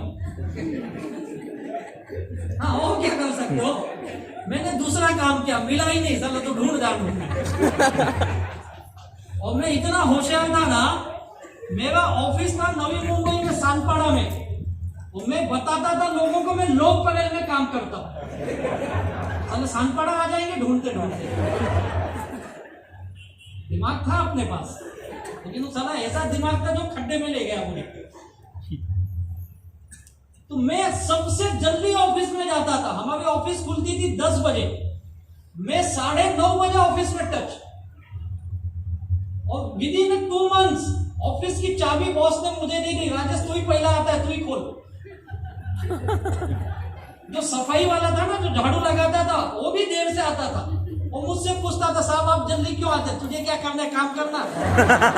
उसको क्या बताऊं, मेरे घर में झगड़े इसके लिए मैं लगाता हूं। और मेरे कलीग्स को लग रहा है कि मैं चापलूसी कर रहा हूं, इसके लिए बैठा हूं। अब वो मुझे बोलते, तेरे को प्रमोशन नहीं मिलेगा, साला हमको 6 साल हो गया नहीं दिया, तेरे को क्या देगा रे। मैं तो टाइम पास करने के लिए बैठा हूं, साला स्टेशन पे बैठने से अच्छा यहाँ बैठा हूं।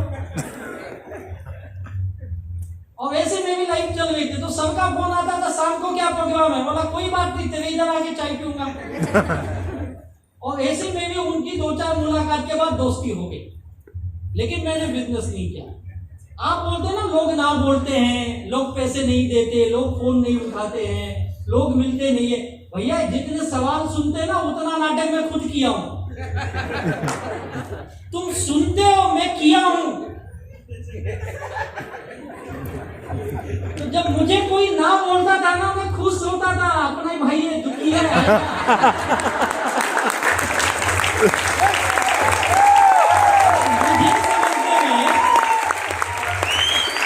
मुझे तो बेचारा चेन्नई से आके चाय पिला के सैंडविच खिला के समझा रहा था रे, तब दिमाग में नहीं गया, तुम तो साले कटिंग चाय पिला के समझाते हो।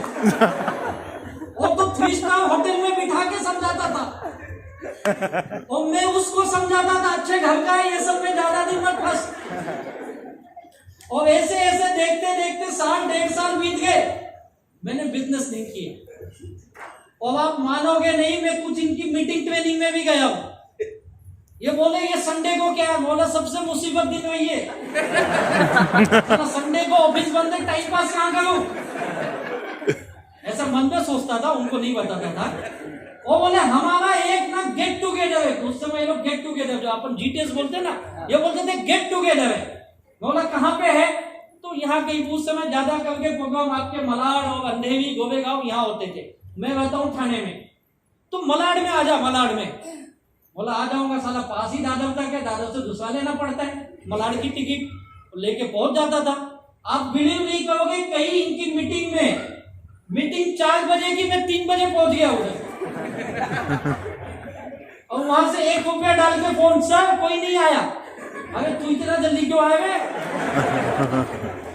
नहीं कंफर्म कर रहा हूं, है ना, मैं पहुंच गया।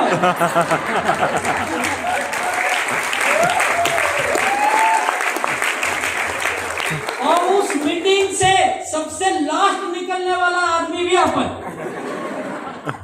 सब खत्म हो गया। गए क्या, मैं ही बचा हूं, चलू क्या, जा जा तू जा, अभी नहीं आपको छोड़ दू, नहीं मैं जाएगा तू जा। ये हालत थी मेरी, मैं टाइम पास कर रहा था, टाइम पास सच बता रहा हूं, मैं इस बिजनेस को समझ ही नहीं पा रहा था। और इनकी कुछ मीटिंग में गए तो 2-4 लोगों से पहचान हुई, वो पूछते थे तू कब से बिजनेस, बोला मैं आ रहा हूं, जा रहा हूं। तुम कब से हो, मैं अभी स्टार्ट नहीं किया। तुम चालू नहीं किया, नहीं चालू नहीं किया, मैं देख रहा हूं ये कब तक चालू रहते हैं। ये बंद हो गए तो मैं देख रहा हूं। और फिर उस मीटिंग में 2-4 लोगों की मैंने इनकम देखी, जो 2-4-6 महीने मीटिंग में आए थे पहले, और उनकी इनकम देखी। मैं हफ्ते का कोई 4,000, 6,000, 10,000, 20,000 भी कमा रहा है। बोला यार ये महीने के 50,000 लाख रुपए कमाने लगे 4-6 महीने में, और मैं अभी भी देख रहा हूं ये चलेगा कि नहीं। और सच बोलता हूं सुपर वाले, थैंक गॉड कि मुझे ये समझ दी कि यार एक बार तो करके देखो। पैसे की जरूरत बहुत थी मुझे, ऐसा नहीं कि पैसा नहीं चाहिए था, लेकिन वो बोलते थे विश्वास जो था आ नहीं रहा था कि मैं ये बिजनेस में कामयाब हो जाऊंगा।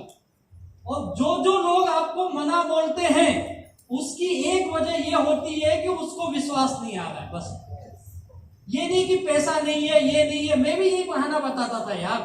और जब विश्वास जागा ना, सच बोलता हूं, मैं खुद 3 आइडिया से स्टार्ट किया यार।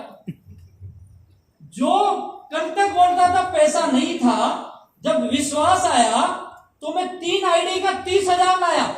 पैसा लाना मेरे लिए तो आसान काम था यार, पैसा लाना बड़ी बात नहीं थी। बड़ी बात ये थी मुझे कॉन्फिडेंस नहीं मिल रहा था। और जिस दिन ये विश्वास जागा, उस ऊपर वाले को धन्यवाद देता हूं, उसने समझ जिस दिमाग में बात डाली, एक बार तू भी कर ले। अगर ये कमा, क्योंकि ये मुंबई के लोग थे यार, अपने लोग जिनको मैं जानता हूं, आपके इसी मलाड गोरेगांव के आसपास के लोग थे जिनकी इनकम मैंने देखी।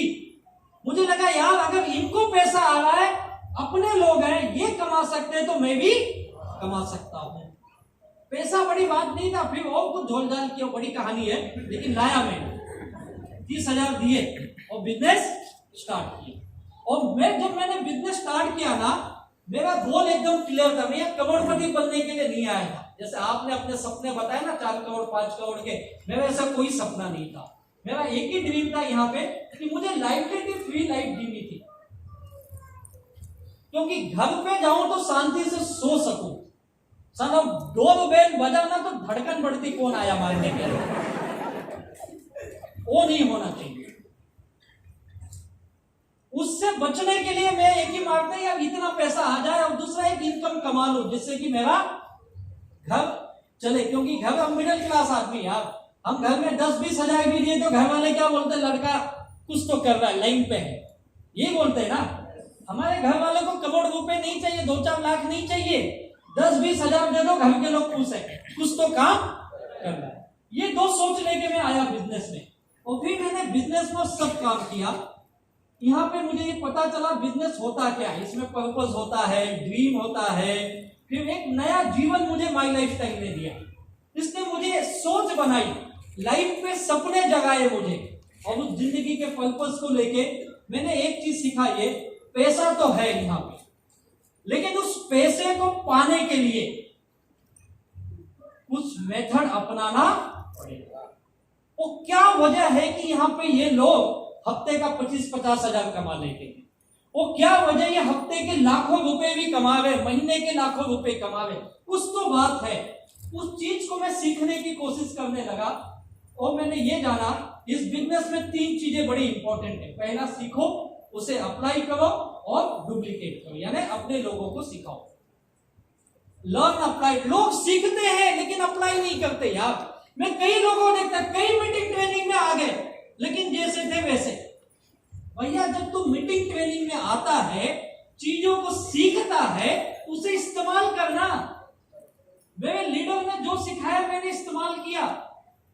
मैं कोई मास्टर नहीं था इस बिजनेस का, यहाँ पे सीखा मैंने, एक एक चीज सीखी, मुझे पता चला मुझे क्या करना है, व्हाट इज माय गोल। केवल आईडी लगाने से पैसा नहीं आएगा भाई, मैंने प्रोडक्ट खरीद लिए, पैसा नहीं आएगा, मुझे भी तो कुछ करना पड़ेगा ना यार। आप सपने बनाए करोड़ों के, महीने के लाखों कमाने हैं, और काम कौन करेगा, कौन करना चाहिए, क्या लगता है, कौन करना चाहिए काम? पक्का? कईयों को लगता है मैंने आईडी लगा दी यानी मेहरबानी कर दिया है, अपलाइन में काम करना चाहिए। और कई लोग तो झगड़े भी करते, मेरे नीचे भी कुछ डालो।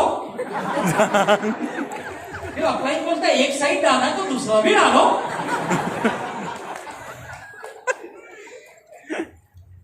अजीब अजीब सोच के लोग हैं,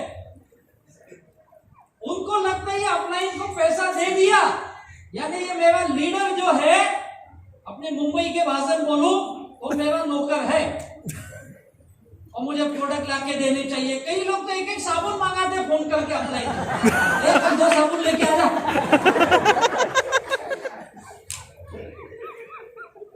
अजीब अजीब सोच के लोग हैं। कई तो लगता है सुबह 6 बजे उठ के बाथरूम में जाके साबुन खत्म हो गया, फोन लगा दे, खत्म हो गया रे, क्या करूं, तो लाके खाना हूं भी मैं। अजीब अजीब लोग हैं। काम कौन करेगा, अपलाइन करेगा। तू क्यों आया फिर, तू बोला ना पैसा दिया, पैसा दिया तो एहसान कर दिया मेरे ऊपर। पैसा तो तू सब जगह देता है ना, जब वो डिमांड में जहां पैसा देता हूं वहां बोल गया पैसा दिया, आज फ्री दे, देगा क्या? देगा, ज्यादा बोलेगा तो झापड़ भी देगा। लेकिन यहाँ पे सब बोलते हो आप, यही गड़बड़ है। मैंने सीखा अपना काम क्या है, पहला काम जो मैंने सीखा मैंने किया, बी आ इंडिपेंडेंट। आपको इंडिपेंडेंट बनना है। मुझे मेरा बिजनेस है तो रोज काम करना पड़ेगा। लोग यहाँ हफ्ते में 1 दिन करते भाई, महीने में 1 दिन 2 दिन काम करते हैं। 2 दिन मीटिंग में आए, बोलेगा मैं 2 दिन आया मीटिंग में। अरे बाप रे, बड़ा एहसान किया तूने 2 दिन आके। तेरा तो टाइम्स ऑफ इंडिया में फोटो छपना चाहिए। 2 दिन मीटिंग में आया ये। यार इंडिपेंडेंट बन तू, डेली काम कर, फील्ड में रोज जा। मैंने भी नौकरी के साथ बिजनेस किया भाई। सुबह उठता था, थाने से सानपाड़ा जाना, सानपाड़ा से निकलना, उस समय लोकल मुझे कुर्ला जाके बदलनी, लोकल चेंज करनी पड़ती थी वहां से। फिर शाम को 6 बजे, अब मैं ऑफिस में देर तक बैठने वाला आदमी, अब मुझे भी 6 बजे निकलने की जल्दी। 6 बजे ऑफिस से निकलो और फिर घर नहीं गए, 6 बजे के बाद फील्ड में गए, इसको मिले उसको मिले, यहाँ गए वहां गए, जहां जिसने बुलाया गए। यार इंडिपेंडेंट काम करने की आदत डालो। मैं भी शुरू में नहीं था इंडिपेंडेंट, लोगों को पकड़ पकड़ के अपने लीडर के पास ले जाता था और वो महीने में 1 या 2 बार आते थे और 2 दिन 4 दिन के लिए आते थे। मैं लोगों को ले जाता था, कईयों को तो झूठ बोल के ले गया, चल चल बड़े होटल में चाय पिलाता। वहां गया तो सर के सामने बिठा दिया, बोलता चाय कहां वाला, भाषण तो नहीं करता। सर के साथ सेटिंग किया था, आते ही चाय मत बोलो। बोले क्यों? बोला भाग जाएगा ये। मैं चाय चाय बोलूंगा तो अपना प्लान दिखाते रहना, जब प्लान खत्म होने आएगा तब मैं चाय बोलूंगा। चाय बोलने का काम मेरा है, बताओ। अब कितने नाटक किए यार, हमको पता है क्या क्या नाटक करना पड़ता है। और उनका प्रॉब्लम इंग्लिश बोलता है आदमी, बोला सर थोड़ा थोड़ा हिंदी बीच बीच में। तो बोले I don't know Hindi, Tamil Tamil चलेगा? बोला बोल मैं 2 ही भाग जाएगा। तो चाय के लालच में बैठा है, जहाँ तमिल बोलेगा मुझे बोले यू नो हिंदी? बोला हिंदी में मराठी पण येते।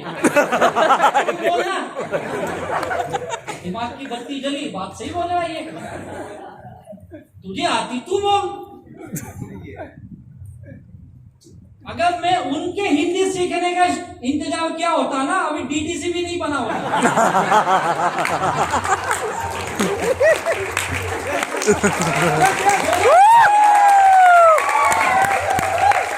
मैं हमेशा बोलता हूं जो आता है बोल, 9E5 नहीं आता 6E5 बोल, लेकिन बोल। क्योंकि मैं कई बार बोला हूँ 6E5, कोई फर्क नहीं पड़ता है, बोल तू। मैंने बोला 2,10,000 आएगा, कई बार 2,40,000 भी बोल दिया। नहीं थे यार, इतना लाख रुपया कहाँ जबान पे आती है। अब उसको कौन सा आ रहा है, अपने को कौन सा आ रहा है। लेकिन बोला मैंने, जो आया जैसा आया, इंडिपेंडेंट बन। कहने का मतलब ये है, अपलाइन के कंधे पे लटक मत। और जो लोग भी किसी के भरोसे लटक के बैठे हैं, उनसे निवेदन है सपने देखना भूल जाओ। अगर सपने देख रहे हो अपनी फैमिली के लिए, तो अपनी फैमिली की जिम्मेदारी भी अपनी है।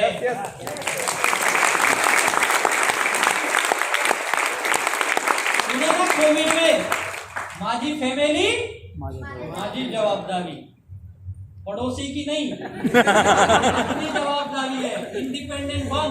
और मैं बोलता अगर तू बिजनेस में आया है तो विद इन 2 महीने से 3 महीने के अंदर आप इंडिपेंडेंट बन जाना चाहिए। मैं ये नहीं बोलूंगा अपलाइन की मदद मत लो जितना है उतना ही लो, और 2-3 महीने अपलाइन से सीखो, उसके बाद आप मास्टर बन जाओगे यार। लेकिन आप कई लोग मैं देखता हूं बोलते ही नहीं सर मैं बोलूंगा तो नहीं जुड़ेगा, वो मेरा सीनियर आके बोलेगा तो जुड़ेगा। गलत सोच है। 1-2 बार तुझे मुश्किल होगी, तू बोल, उसके बाद देख लोग कैसे जुड़ते। अपलाइन का ऊपर से सीख के आया था, उसे ब्रह्मा ने बोला जा तू माई लाइफस्टाइल बोल। उसको थोड़ी सिखा के भेजा था, माँ के पेट से सीख के आया था क्या? वो भी सीखा, तू भी सीख। मैंने पहली चीज सीखी इंडिपेंडेंट बना। दूसरा चीज सीखा यहाँ पे एक सिस्टम नाम की चीज होती है, उस सिस्टम को फॉलो कर। तो अपने मन को मत फॉलो कर। लोग मन के मुताबिक काम करते हैं, मन के मुताबिक काम नहीं होता। सिस्टम कौन सिखाएगा? आपके लीडर सिखाएंगे, जो सक्सेसफुल लीडर्स है ये सिखाएंगे सिस्टम। और सिस्टम को सरेंडर हो जाओ। क्या हो जाओ? सरेंडर। मैंने अपने आप को इस बिजनेस के सिस्टम में सरेंडर किया, 100% सरेंडर। मेरी कंपनी ने जो बोला, मेरे लीडर ने जो बोला, मैंने उसे केवल यस बोला, कभी उस पर सवाल नहीं उठाए। उन्होंने कहा मीटिंग में आना है, यस सर आऊंगा। तुझे ट्रेनिंग में आना है, यस सर आऊंगा। मुझे याद है पहली ट्रेनिंग हमारे उस वक्त लगी थी आरटीपी लोनावाला में। उस समय हमसे 3000 रुपए बोले गए, 3000 लगेंगे। बोला 3000 इतना?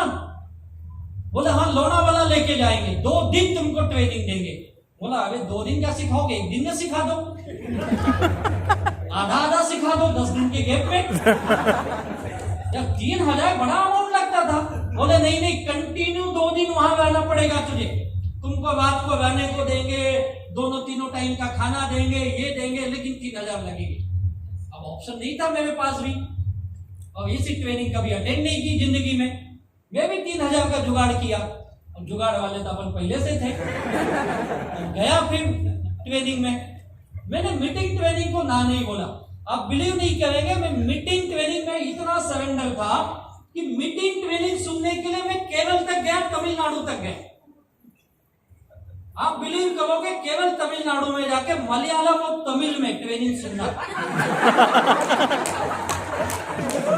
अब लीडर ने मुझे मोटिवेट किया, तुझे आना पड़ेगा, आपने को पता, यस बोलने का, यस सर आएंगे, तू टिकट निकाल। यस सर निकालता हूँ। ट्रेन का टिकट होगा, फॉलो भी इतना खतरनाक, तो टिकट भेज मुझे। अरे निकाला ना, क्या झूठ बोल रहा हूँ। नहीं था टिकट भेज, यहाँ सीट बुक करना पड़ता है। बोला कबले भाई मैं आ रहा हूँ। गया उधर, बैठा मीटिंग में, अब ये चालू हो गए इनके भाषा में, परेशान। अब बोलेंगे इंग्लिश में, तो बोलेंगे साले इंग्लिश बोली नहीं रहे।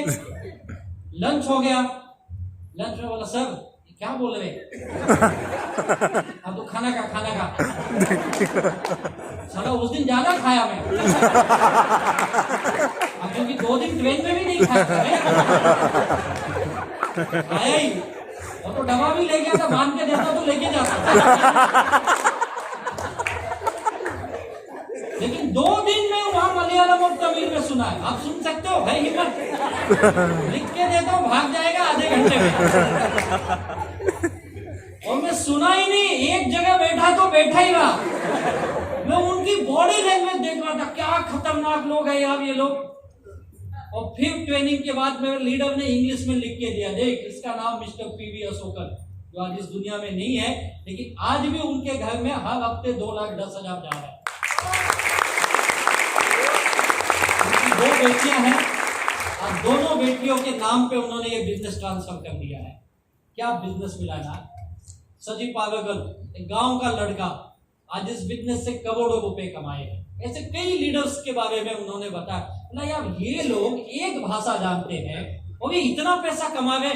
बोले वही दिखाने के लिए तुझे बुलाया, तुझे ट्रेनिंग के लिए नहीं बुलाया, ये बताने के लिए देख साउथ इंडिया में लोग कैसे काम करते हैं। तू अपने आप को बड़ा सिटी का आदमी समझता ना, मैं मुंबई में रहता हूं और ये लोग देख कैसे काम करते। तो मुझे लगा यार मुंबई में तो पूरा हिंदुस्तान बसता है यार, ये केरल के छोटे से जिले में जो त्रिचूर करके जिला, कभी नाम नहीं सुना, वहां जाके मैं इनकी ट्रेनिंग अटेंड करता हूं। और ये मुंबई में तो पूरा बिजनेस ही बिजनेस है। वहां से कॉन्फिडेंस मिला, हिम्मत मिली मुझे, इसलिए बोलता मीटिंग ट्रेनिंग तो जिंदगी में मिस नहीं करना चाहिए। आपने हर हाल में जाना चाहिए, चाहे कितना भी बड़ा काम हो। आप पार्ट टाइम भी करते तो छुट्टी लो, कुछ भी लो, लेकिन मीटिंग ट्रेनिंग मिस मत करो। और ये इसलिए हुआ क्योंकि मैं सरेंडर था बिजनेस में। मेरे लीडर ने जो बोला मैंने कभी ना नहीं बोला। और आपको भी बता देता, देखो कामयाबी का एक सूत्र है नेटवर्क मार्केटिंग में, ये है आपके सक्सेसफुल लीडर को आपको यस बोलने की आदत लगानी पड़ेगी। उसने बोला ये काम करना है तो आपके मुंह से क्या निकलना चाहिए? Yes sir. बोले ये ट्रेनिंग में तो 10 आदमी बिठाएगा, यस सर। लाओ 10 का पास, 200 रुपया पास का है, 2000 दो। अब आपको टेंशन है 2000, और फिर डाउट है 10 आएंगे क्या वे? फिर आप जुगाड़ करते हो, जुगाड़। कैसा जुगाड़? गलत जगह जुगाड़ करते। सर कल बताता हूं ना, पूछ के बताता हूं ना। पूछते पूछते आ गए आज का दिन। तो आपने कितने लोगों ने पास यहाँ आके लिया? दरवाजे पे लिए होंगे ना मैक्सिमम लोग, यहाँ आके लेंगे। नहीं सर वो 10 थे लेकिन साथी आए, अभी 7 दे दो, 3 ढूंढ रहा हूं मैं। आधा तो अभी भी रोड पे खड़े होंगे। ये शेवटचा अर्धा तास आहे ये। अगर तू 10 पास ले लिया होता, इन्वेस्टमेंट क्या था तेरा? 2000। चल मैं बोला साथी है, तेरा नुकसान कितना हुआ? 600 रुपए का। सही बात है। लेकिन ये 7 में से अगर 3 भी काम कर दिए और अगले हफ्ते ये तीनों ने 10-10 हजार की भी क्लोजिंग लाई, तो तेरा सेल कितना आया? 30,000। तेरे एक साइड में गया तो कितना इनकम निकला? 30,000। कम से कम नेट 3,000 आएगा भाई, नेट। रिस्क कितने का? 600 का। कमाया कितना? इसे बोलते बिजनेस में, इसे बोलते बिजनेस में। और एक चीज बताऊं, जब आप 10 पास उठाते हो ना, तो ये मेरा एक्सपीरियंस है, 10 आदमी तू लाता है। और कैसे लाएगा पता नहीं, तू लाएगा 10, लेकिन जब तू उठाता नहीं पास ना, तब तू गिन गिन के आदमी लाएंगे। लाने की ताकत 10 है, लेकिन तेरे आएंगे 4 या 6 ही आएंगे। मैंने अपनी ताकत को अंडर एस्टिमेट कर लिया। और जब ये बात मुझे समझ में आई, तो मैं हर मीटिंग ट्रेनिंग में पहला पास मेरा लिखो। और आज भी ये दावा है हमारा माई लाइफस्टाइल मैनेजमेंट को, कंपनी का कोई भी इवेंट हो, फंक्शन हो, प्रोग्राम हो, सबसे ज्यादा लोग हमारे ही बैठते हैं। कितने लोगों ने हमारे ड्रीम्स डे देखा था? ड्रीम डे पनवेल में जो हम लोगों ने किया था, और एक हमने कल्याण में भी किया था। तीनों ड्रीम्स डे में 70% लोग हमारे टीम के ही थे। 70% लोग। सोच के देखिए, अगर वहां पे 60,000 लोग आते, 70,000 लोग आते, तो 70% से ज्यादा लोग हमारे होते। सोचिए 40,000 50,000 लोगों को हम बिठा सकते। ये ताकत एक दिन में नहीं आती है, सालों से लगी है। और उसको लगती जो बिजनेस में क्या है? सरेंडर। और हमारे लीडर है किशोर रहीवे, जो हमेशा बोलते हैं, जिसको गाड़ी भरने आया और जिसको हॉल भरने आया, उसको जेब भरने आया। यानी क्या बोलते? सब मेरा बिजनेस गांव में, खेड़े में है, तो मैं खेड़े से, गांव से लोगों को गाड़ी में बिठा बिठा के हॉल में लाता हूं, और फिर इनकम बनती है। ये आदत डालिए। बिजनेसमैन हो तो एक चीज लिख लो, बिजनेस पहले आपसे मांगता है। आप अगर बिजनेस में कुछ दोगे तो बिजनेस आपको भी देगा। आप आए हो हफ्ते का 2,10,000 कमाने, चाहिए ना? तो लगाओगे क्या? नहीं सर अभी कहाँ है मेरे पास, मैं तो गरीब हूं, मैं ताली बजाने आता हूं। तो जिंदगी भर ताली बजाते बजाए। सोच बदलनी पड़ेगी, और सोच उसी की बदलती है जो क्या है? सरेंडर हो जाओ बिजनेस में, कामयाबी पक्की है। और 7 नियम जो इस बिजनेस की सिस्टम की पूरी डेफिनेशन है। ये 7 नियम क्या है? हर दिन 2 से 3 लोगों को मिलो, हफ्ते में 2 से 3 जीटीएस या होम मीटिंग करो, महीने में 1-2 आपकी ट्रेनिंग करो, और एक बार आप महीने में 1 बार आप अपने लीडर के साथ बैठिए प्लानिंग एंड काउंसलिंग मीटिंग के लिए। ये बेसिक नियम है यार, ये लगातार करने। आप जिस किसी रैंक पे हो, डिस्ट्रीब्यूटर को भी करने, टीसी को भी करने, DTC, NTC, diamond, crown diamond, सबके लिए यही नियम है। और ये 3 अपने टेक्निकल नियम, फॉर्मूला, मंथली रिपर्चेस और वीकली मंथली का इनकम बनाना। ये 7 नियम अगर आप कर लिए, आप सिस्टम में काम कर लो, ये बहुत इंपॉर्टेंट है। इसमें पहले 2-3 नियम बहुत इंपॉर्टेंट है, जो ये बोलता है हर दिन 2 से 3 लोगों को मिलो। देखो मैं जब जॉब किया, मैंने यही काम किया, 6 बजे के बाद लोगों को मिलना चालू किया। और मैं चौथे महीने में मुझे ये कॉन्फिडेंस मिला, मैं अपनी नौकरी छोड़ करके फुल टाइम बिजनेस में आ गया विद इन 4 मंथ। मुझे ये गारंटी हो गई, जितना मैं नौकरी से कमाता हूं उतना मैं माई लाइफस्टाइल से कमा लूंगा। चौथे महीने में फुल टाइम बन गया यार। और सच बताऊं, जब मैंने नौकरी छोड़ा ना, घर पे बताया भी नहीं तो फिर मेरा खाना पानी बंद कर देते। मैंने पहला जॉब छोड़ा, बिजनेस में लगाया। मैं भी एक ही सोचती, जितना जॉब से कमा रहा हूं यहां से तो कमा ही लूंगा। और मेरा नियम पक्का था, मैं सुबह 7-7:30 बजे से घर छोड़ देता था। कितना भी लेट हुआ, 8 बजे के बाद मैं घर में नहीं मिलूंगा। और रात को आने का ठिकाना नहीं, मैं कब आऊंगा मुझे ही पता नहीं। और मुझे तो टिफिन भी नहीं मिलता था। कौन सुबह 7 बजे अपने लिए टिफिन बनाएगा? तो पूछते कहाँ जा रहा हूं, बताऊं किधर कहाँ जा रहा हूं। अब जब घर पे पता चला मैं जॉब छोड़ दिया, फिर ये तू वापस ये सब पकड़ा। अभी 2-4 महीने तो टिका था, अभी फिर तेरा नाटक चालू हो गया। बोला आप चिंता मत करो, मैं जितना नौकरी से कमाता हूं उतना कमाऊंगा यहां से, मेरी गारंटी है। नहीं हुआ तो वापस जॉब कर लूंगा। लेकिन मैं 7-7:30 बजे के बाद घर पे नहीं बैठा मैं, और रात को कोई ठिकाना नहीं। मुझे याद है कई रातें में मुंबई के दादर स्टेशन है, कल्याण रेलवे स्टेशन आपके बोरीवली है, रात भर रुका यार। गुजरात में हम लोग जाते थे, हमारी उस समय वहां टीम थी, तो ट्रेन से जाते थे। मेरे पास कोई गाड़ी भी नहीं थी, 2 व्हीलर तक नहीं थी। ऐसा नहीं मैं ले नहीं सकता था, मैं लेता नहीं था, होशियार था ना। लेता तो मांगने वाले क्या करते, अपने पास है ही नहीं, ये 12 डब्बा चाहिए जा, लोकल ट्रेन है ही नहीं। पूरा बिजनेस मैंने मुंबई की लोकल ट्रेन और बीएसटी की बस में घूम घूम के किया। और 2-5 किलोमीटर तो मैं ऐसे ही चलता था यार, कुछ लगता ही नहीं था मुझे। कई काम किया हूं। रात भर स्टेशन पे सोना बड़ा आसान, ऐसा नहीं पैसा नहीं था। क्लोजिंग आई थी, 5-10 हजार रुपए थे जेब में, लेकिन मेरा नहीं था भैया, कस्टमर का पैसा है वो। इतनी समझदारी थी। मैं भी चाहता तो 2 पैक लगा के पान खा के टैक्सी में बैठ के घर जा सकता था, लेकिन नहीं, वो मेरा पैसा नहीं है। हम लोग गुजरात से आते थे, बोरीवली स्टेशन उतरते थे, लोकल नहीं है, सुबह चालू होगी 4 बजे, तो 4 बजे की लोकल पकड़ के फिर दादर से ठाणे जाते थे।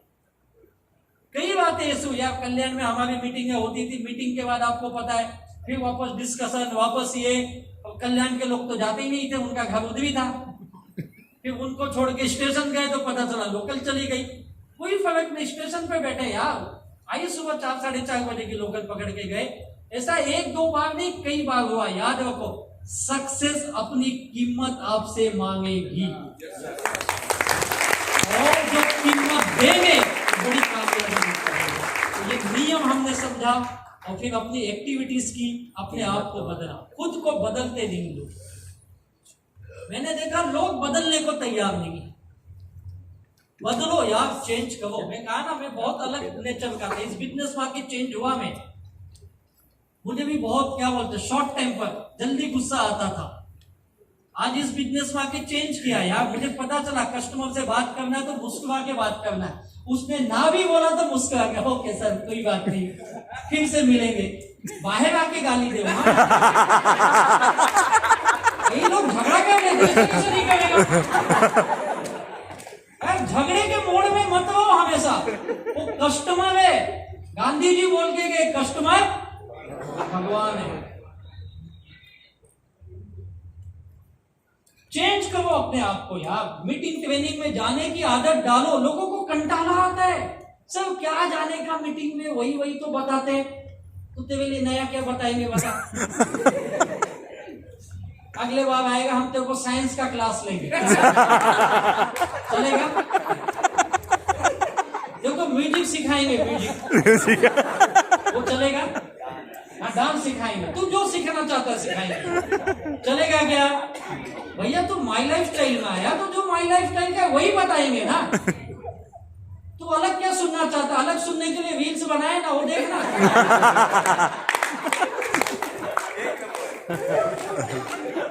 आज हमारा दिमाग ना स्टेबल ही नहीं है।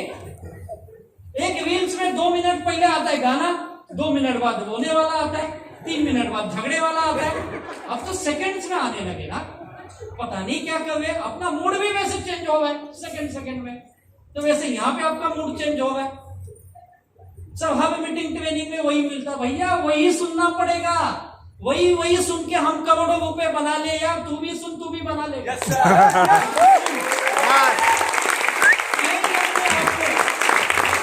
मुझे बोलने नहीं आता था भाई, मैं कोई प्रोफेशनल स्पीकर नहीं, मैं कोई ट्रेनर नहीं हूं। ये माइक तो मुझे डर लगता था भाई, यहां पे आके सीखा बोलने को। जैसे जीटीएस में जाते तो लाइन से पहले माइक मिलता था, एक ही वाक्य माइक के, अपना नाम बताओ, जय माई लाइफस्टाइल बोलो। साला माइक अपने पास आया तो पसीना छूटता था, अंधेरा लगता था आंखों के सामने। आज उसी माइक से दोस्ती हो गई। मैं बोलूंगा, इनको टेंशन आ गया, हॉल का टाइम खत्म हो रहा है, जल्दी खत्म कर। आदत पड़ गई, क्योंकि अपने आप को चेंज करना पड़ेगा। चेंज करो अपने नजरिए को। लोग अपना नजरिया नहीं बदलते, अभी भी वही सवाल। सब लोग आते नहीं, लोग जुड़ते नहीं, लोग मिलते नहीं। इतने लोग कहां आए 200 देके? नहीं क्या दिखता? भेड़ बकरी दिखती है। सर आज हम 60-70 हजार का इवेंट कर रहे, कहां से लोग आ रहे? भारत सरकार डाटा रिलीज करती है, हम अभी फिक्की और आईडीएस से, एफडीएस से डाटा दे रहे। 80 लाख लोग नेटवर्क से जुड़ गए। ये कहां से आए 80 लाख? जब लोग नहीं आते तो लोग आते भाई। कोई आज आएगा, कोई कल आएगा, कोई 2 साल बाद आएगा। जो 2 साल बाद आया समझो राजेश यादव आए हो। 2 साल बाद आया तो नजरिया बदल यार, सोच बदल बिजनेस के प्रति। ये आने वाले दिनों का बिजनेस है। तो आपको समझ में नहीं आ रहा आप किस इंडस्ट्री में हो। 18,000 करोड़ की इंडस्ट्री हिंदुस्तान में बन गई है भाई। अभी भी पता हम पूरी दुनिया में कौन से नंबर पे हैं? पूरी दुनिया में हमारा नंबर 12 है, 12 डायरेक्ट सेलिंग के टर्नओवर में। अभी भी 11 देश हमसे आगे हैं और हमारी इकोनॉमी दुनिया की 5वीं सबसे बड़ी इकोनॉमी है, दुनिया की 5वीं सबसे बड़ी अर्थव्यवस्था है और डायरेक्ट सेलिंग में हम 12वें नंबर पे हैं। लेकिन मेरा दावा है 2030 से पहले हम टॉप के 5 में से रहेंगे। इसके कुछ सालों के बाद हम नंबर 1 पे भी हो सकते। यस, ये ताकत है इस बिजनेस की। आज अगर 13 लाख करोड़ का पूरे वर्ल्ड में बिजनेस हो रहा है, हमारा हिस्सा कितना है? केवल 18,000 करोड़। यार आबादी कितनी है अपनी पूरी दुनिया की? ऐसे कई अमेरिका हमारे महाराष्ट्र में बसते केवल महाराष्ट्र में बसते भाई। इतना बड़ा सिंगापुर मलेशिया हमसे ज्यादा टर्नओवर कर रहा है। सिंगापुर मलेशिया यानी मुंबई से भी कम आबादी होगी शायद उनकी। यस, वो हमसे ज्यादा टर्नओवर कर रहे हैं। सोच के देखिए, अभी तो कुछ भी काम नहीं हुआ है। अपना नजरिया बदल नेटवर्क मार्केटिंग के प्रति और कुछ स्किल को सीखो जो आपके लीडर सिखाते हैं। अगर नजरिया बदलेगा तो सीख लोगे। क्या है ये? बेसिक काम है आपका, लिस्ट बनाना, इनविटेशन देना, उनकी क्लोजिंग करना, सेल्स ओपनिंग करना, सवालों के जवाब देना, ट्रेनिंग फंक्शन में जाना। ये छोटी छोटी स्किल्स है, ये एक दिन में नहीं सीखोगे, लेकिन लगातार लगे रहोगे तो आप मास्टर हो जाओगे। और जिसने 2 साल ईमानदारी से लगातार कर दिया ना, स्किल का मास्टर हो जाता है। और स्किल डेवलपमेंट करने के लिए भारत सरकार की स्किल इंडिया हमारे साथ टाई अप करती है। सोचो, वो बताते कि हम आपके लोगों को स्किल्ड करेंगे और वो सर्टिफिकेट देते स्किल्ड हो गया। बोला तुम मत सिखाओ, हम 200 लेके सिखा देंगे। तुम केवल सर्टिफिकेट देंगे, क्योंकि भारत सरकार लिखा है ना टाइम मैनेजमेंट करो। लोग बोलते टाइम नहीं है। हमारे ग्रेट लीडर सुनील सागरकर बड़े एग्जाम्पल है भाई। रेलवे में बड़ी पोस्ट पे थे, law officer, magistrate, additional post दिया था महाराष्ट्र सरकार ने उनको। उसके बावजूद वो ये बिजनेस किए। सोच के देखो। मुझे सच में याद है, जब मैं पहली बार उनको मिला ना, तो उनके रेलवे के मित्र है, उन्होंने उनको मिलाया और हम लोग थाने के रेलवे स्टेशन के पास एक होटल में मिले। और जब वो आए तब उन्होंने बताया, हमारा मित्र सुनील। बोला हेलो सर। फिर बोले पता है ये कौन है? बोला नहीं सर। बोले मेरे रेलवे में लॉ ऑफिसर है और साथ में ये जज है। जब सुनते अपने को पसीना आ गया। बोला यार इसको क्यों लाया तू, क्योंकि उस समय अपने भी 2-3 केस चल रहे थे। बहुत जोर डाल किए लाइफ में यार, उतना सीधा नहीं हूं मैं जितना दिखता हूँ। तो मेरा सवाल तो सब आप कौन से कोविड में हो? बोले मैं मुंबई में हूँ। बोला थाने में कभी आना जाना? नहीं, थाने का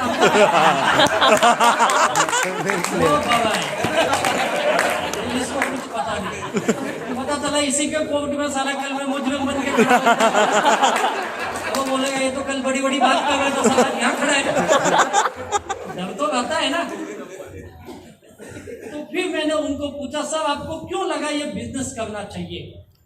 तब उन्होंने बताया अच्छी जॉब है, सब कुछ है, लेकिन मुझे सपनों की लाइफ जीना है।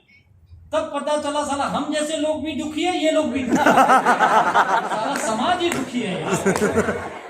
तो टाइम मैनेजमेंट उनसे मैंने सीखा। 6 बजे के बाद मैंने उनको कभी ये नहीं देखा कि कभी ना बोले, चाहे संडे हो चाहे कुछ भी हो। प्रायोरिटी क्या है आपकी? अगर आपकी प्रायोरिटी जिंदगी में सक्सेस बनना है तो माई लाइफ स्टाइल के लिए टाइम निकाल लेगा। अगर तेरी प्रायोरिटी में सक्सेस है ही नहीं है तो माई लाइफ स्टाइल के लिए तू कभी नहीं टाइम निकाल पाएगा। सही बात। और इन लोगों ने किया, ऐसे कई उदाहरण है हमारे पास।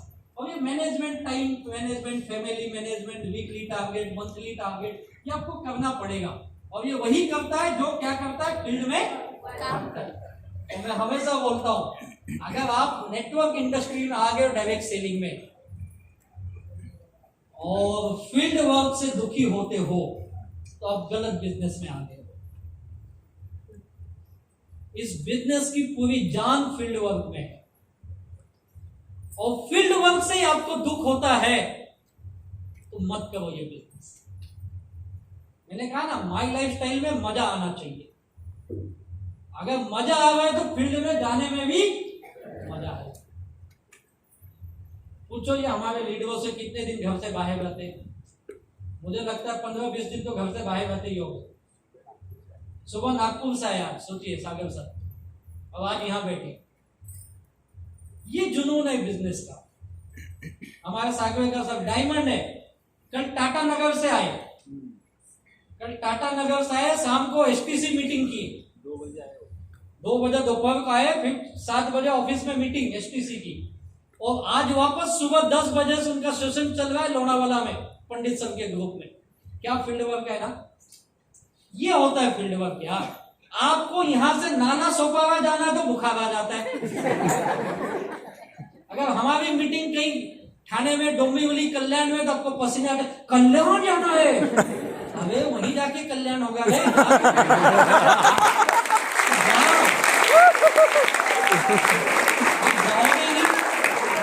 एक आरटीपी कहीं दूर होगी तो आपको पसीने आते। लोनावाला इतना लंबा क्यों जाना है, कैसे जाना है? अभी तो गया था 6 महीने पहले, तो वापस जा। अबे 6 महीने गया, कुछ नहीं हुआ, इसके लिए वापस जा। जाते रहा, सीखते रहा, फील्ड वर्क करते रहा, कामयाबी मिलेगी। ये फील्ड वर्क का ही बिजनेस है। मैं तो एक चीज है, मुझे तो बहुत मजा आया फील्ड वर्क करने में। लोगों के घर जाता था, तभी ऐसे मीटिंग ट्रेनिंग नहीं होती थी बड़ी बड़ी, तो लोगों के घर घर जाके हम बिजनेस बताते। और हम इंडियन कल्चर के पढ़े लिखे लोग हैं यार, हमारा जन्म वहां है। किसी के घर गए तो अपने यहाँ क्या होता है, क्या मिलता है? मैडम आपके घर कोई आए तो सबसे पहले क्या दोगी? पानी तो दोगी। 10 मिनट के बाद पूछोगे ना चाह करूँ का, देखो कितना अच्छा है, अपन तो बेशरम, हाँ करा। तो हमारे यहाँ कोई चाय ऐसे नहीं लाता है, बिस्किट लाता है, या तो क्या बोलते हैं फरसन लाता है। हाँ कितना अच्छा लगता है। पोहे तो सुबह सुबह गए तो मिल जाता होगा। कितना अच्छा है यार, उसका घर, उसका लाइट, उसका पंखा, उसका चाय, उसका पानी, उसका बिस्किट, अपना बिजनेस।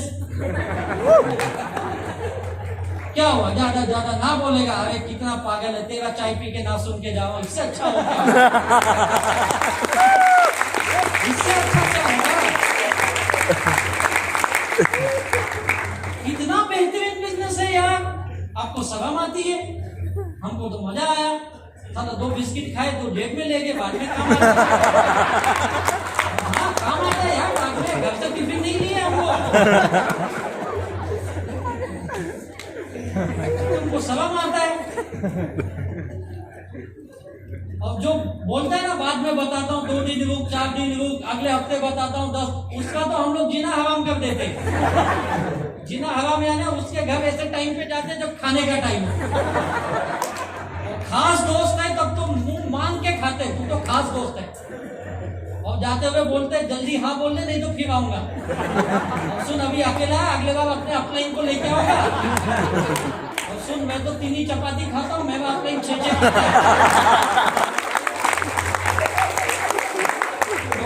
भूख ज्यादा है, 4 नहीं चलाता बेचारा। मजा है यार, मजे का काम है। आपको मजा आना चाहिए। अभी देखो सागर सर नागपुर से है, आपको लग रहा है दुखी है वो? खड़े हो जाओ सागर, एक बार दिखाओ तो जरा, किसी एंगल से दुखी लग रहा है या आदमी? कितना लग रहा है ना? ये फील्ड वर्क का मजा है हिंदू सर। आप फील्ड में घूमोगे आपको भी मजा आएगा। ये कुछ दिन का डर है, सच बताता हूँ, कुछ दिन का डर है। कुछ दिन के बाद आपके चेहरे पे से लाली दिखेगी ना, आप जब फील्ड में घूमोगे ना, आपको देख के लोग समझ जाएंगे ये माई लाइफ स्टाइल वाला है। मजा आता है यार काम करने में, मजे लो। फील्ड वर्क करने के मजे आने चाहिए। क्लोजिंग सीखो, ये आर्ट है क्लोजिंग करना। हमारे देशमुख साहब क्लोजिंग करते 50,000 के नीचे बताते नहीं, सब कितने का बताते आप? सोचो, उनका फॉर्मूला है 53,750, अलग ही फिगर रखते हैं। बोलते सब ये ऑड फिगर है, ये देख के दिमाग घूमता कुछ अलग है। 53,750, वाह मस्त है यार, इसके नीचे नहीं है। उनका तो वर्ड भी अलग अलग है, फ्रेंचाइजी, ये सामने वालों को लगता है मैकडोनल्ड का कंपनी खरीद रहा हूं, ऐसा बताते हो।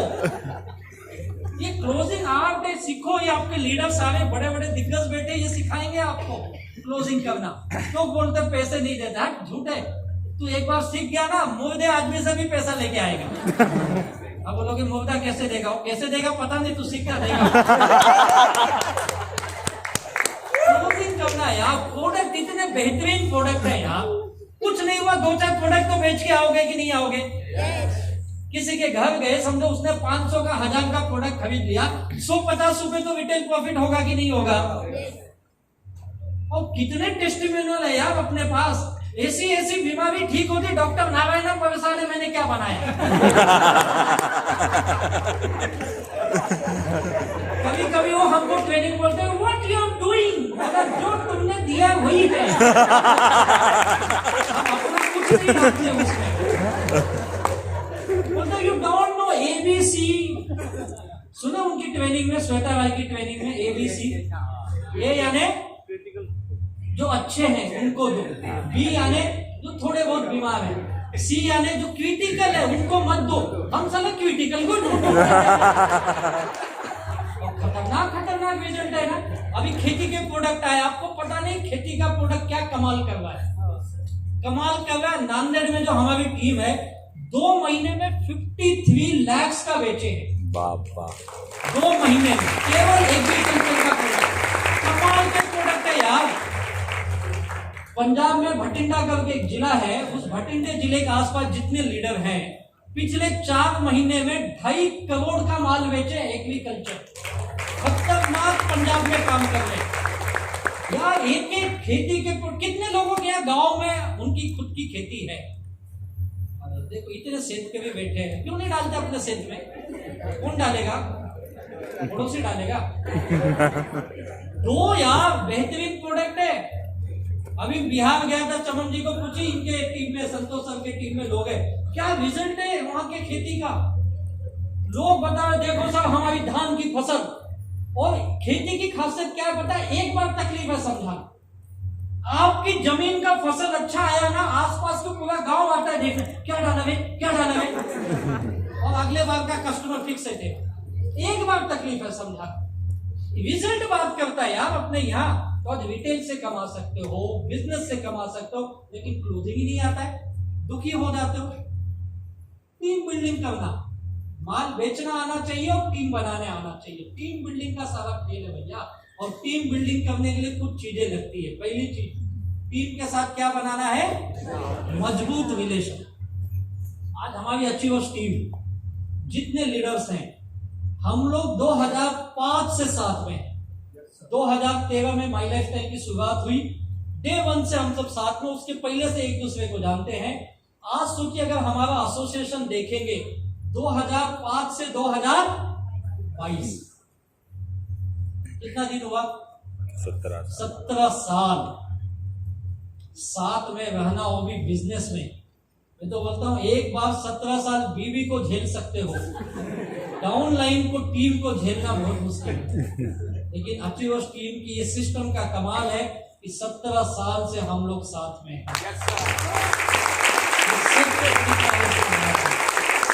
आज हमारे सारे लीडर्स, सुनील सागवेकर सर से लेके विलास कदम सर से लेकर के हमारे पंडित सर है, सुधाकर सोनवणे सर है, त्रिभुवन सर है, पीटी मैडम है, ये सारे लीडर जितने हमारे 17 सालों से हम लोग साथ में हैं। ये टीम की ताकत का काम करती है। कोई ऐसे साथ में नहीं रहता है। जब हम इस बिजनेस में आए थे तो कई अनमेरिड थे, कुछ के बच्चे छोटे थे, आज सबके बच्चे बड़े हो गए यार। जब आए थे तो किसी के पास 2 व्हीलर था, किसी के पास वो भी नहीं था। आज सबके पास लग्जरी गाड़ियां, लग्जरी यानी करीब 25-30 लाख के ऊपर की गाड़ियां यूज करते हैं। सोच के देखिए, आज ये जब आए थे तो कोई किराए के मकान में था, कहीं था, सबके खुद के 1 नहीं 2-2, 3-3 फ्लैट्स हैं। और बेस्ट इन्वेस्टमेंट, इनका सेविंग देखेंगे तो आज कई लोग हमारे 17 साल पहले लाइबिलिटी में, खुद आया था लाइबिलिटी की दुनिया में था। आज ये हमारे लीडर्स भी कुछ दुखी थे, कुछ छोटे मोटे जॉब पे थे, लाइफ चल रही थी, लेकिन इन 17 सालों में कुछ हुआ हो ना हुआ एक चीज है, आज ये सब लीडर्स अपने जिंदगी के सारे सपने को पूरे करके एक बेहतर लाइफ जी रहे, जिसे हमारी आपकी भाषा में बोलते करोड़पति की लाइफ जी रहे। रिलेशनशिप बनाता है और इस रिलेशनशिप बनाने में सबसे बड़ा योगदान होता है सही संवाद, सही व्यवहार करना, सही कम्युनिकेशन करना। और आपको इन सब टीम बनाने में कुछ चीजों से बचना है। इनसे बचना है नकारात्मक बातों से, नेगेटिव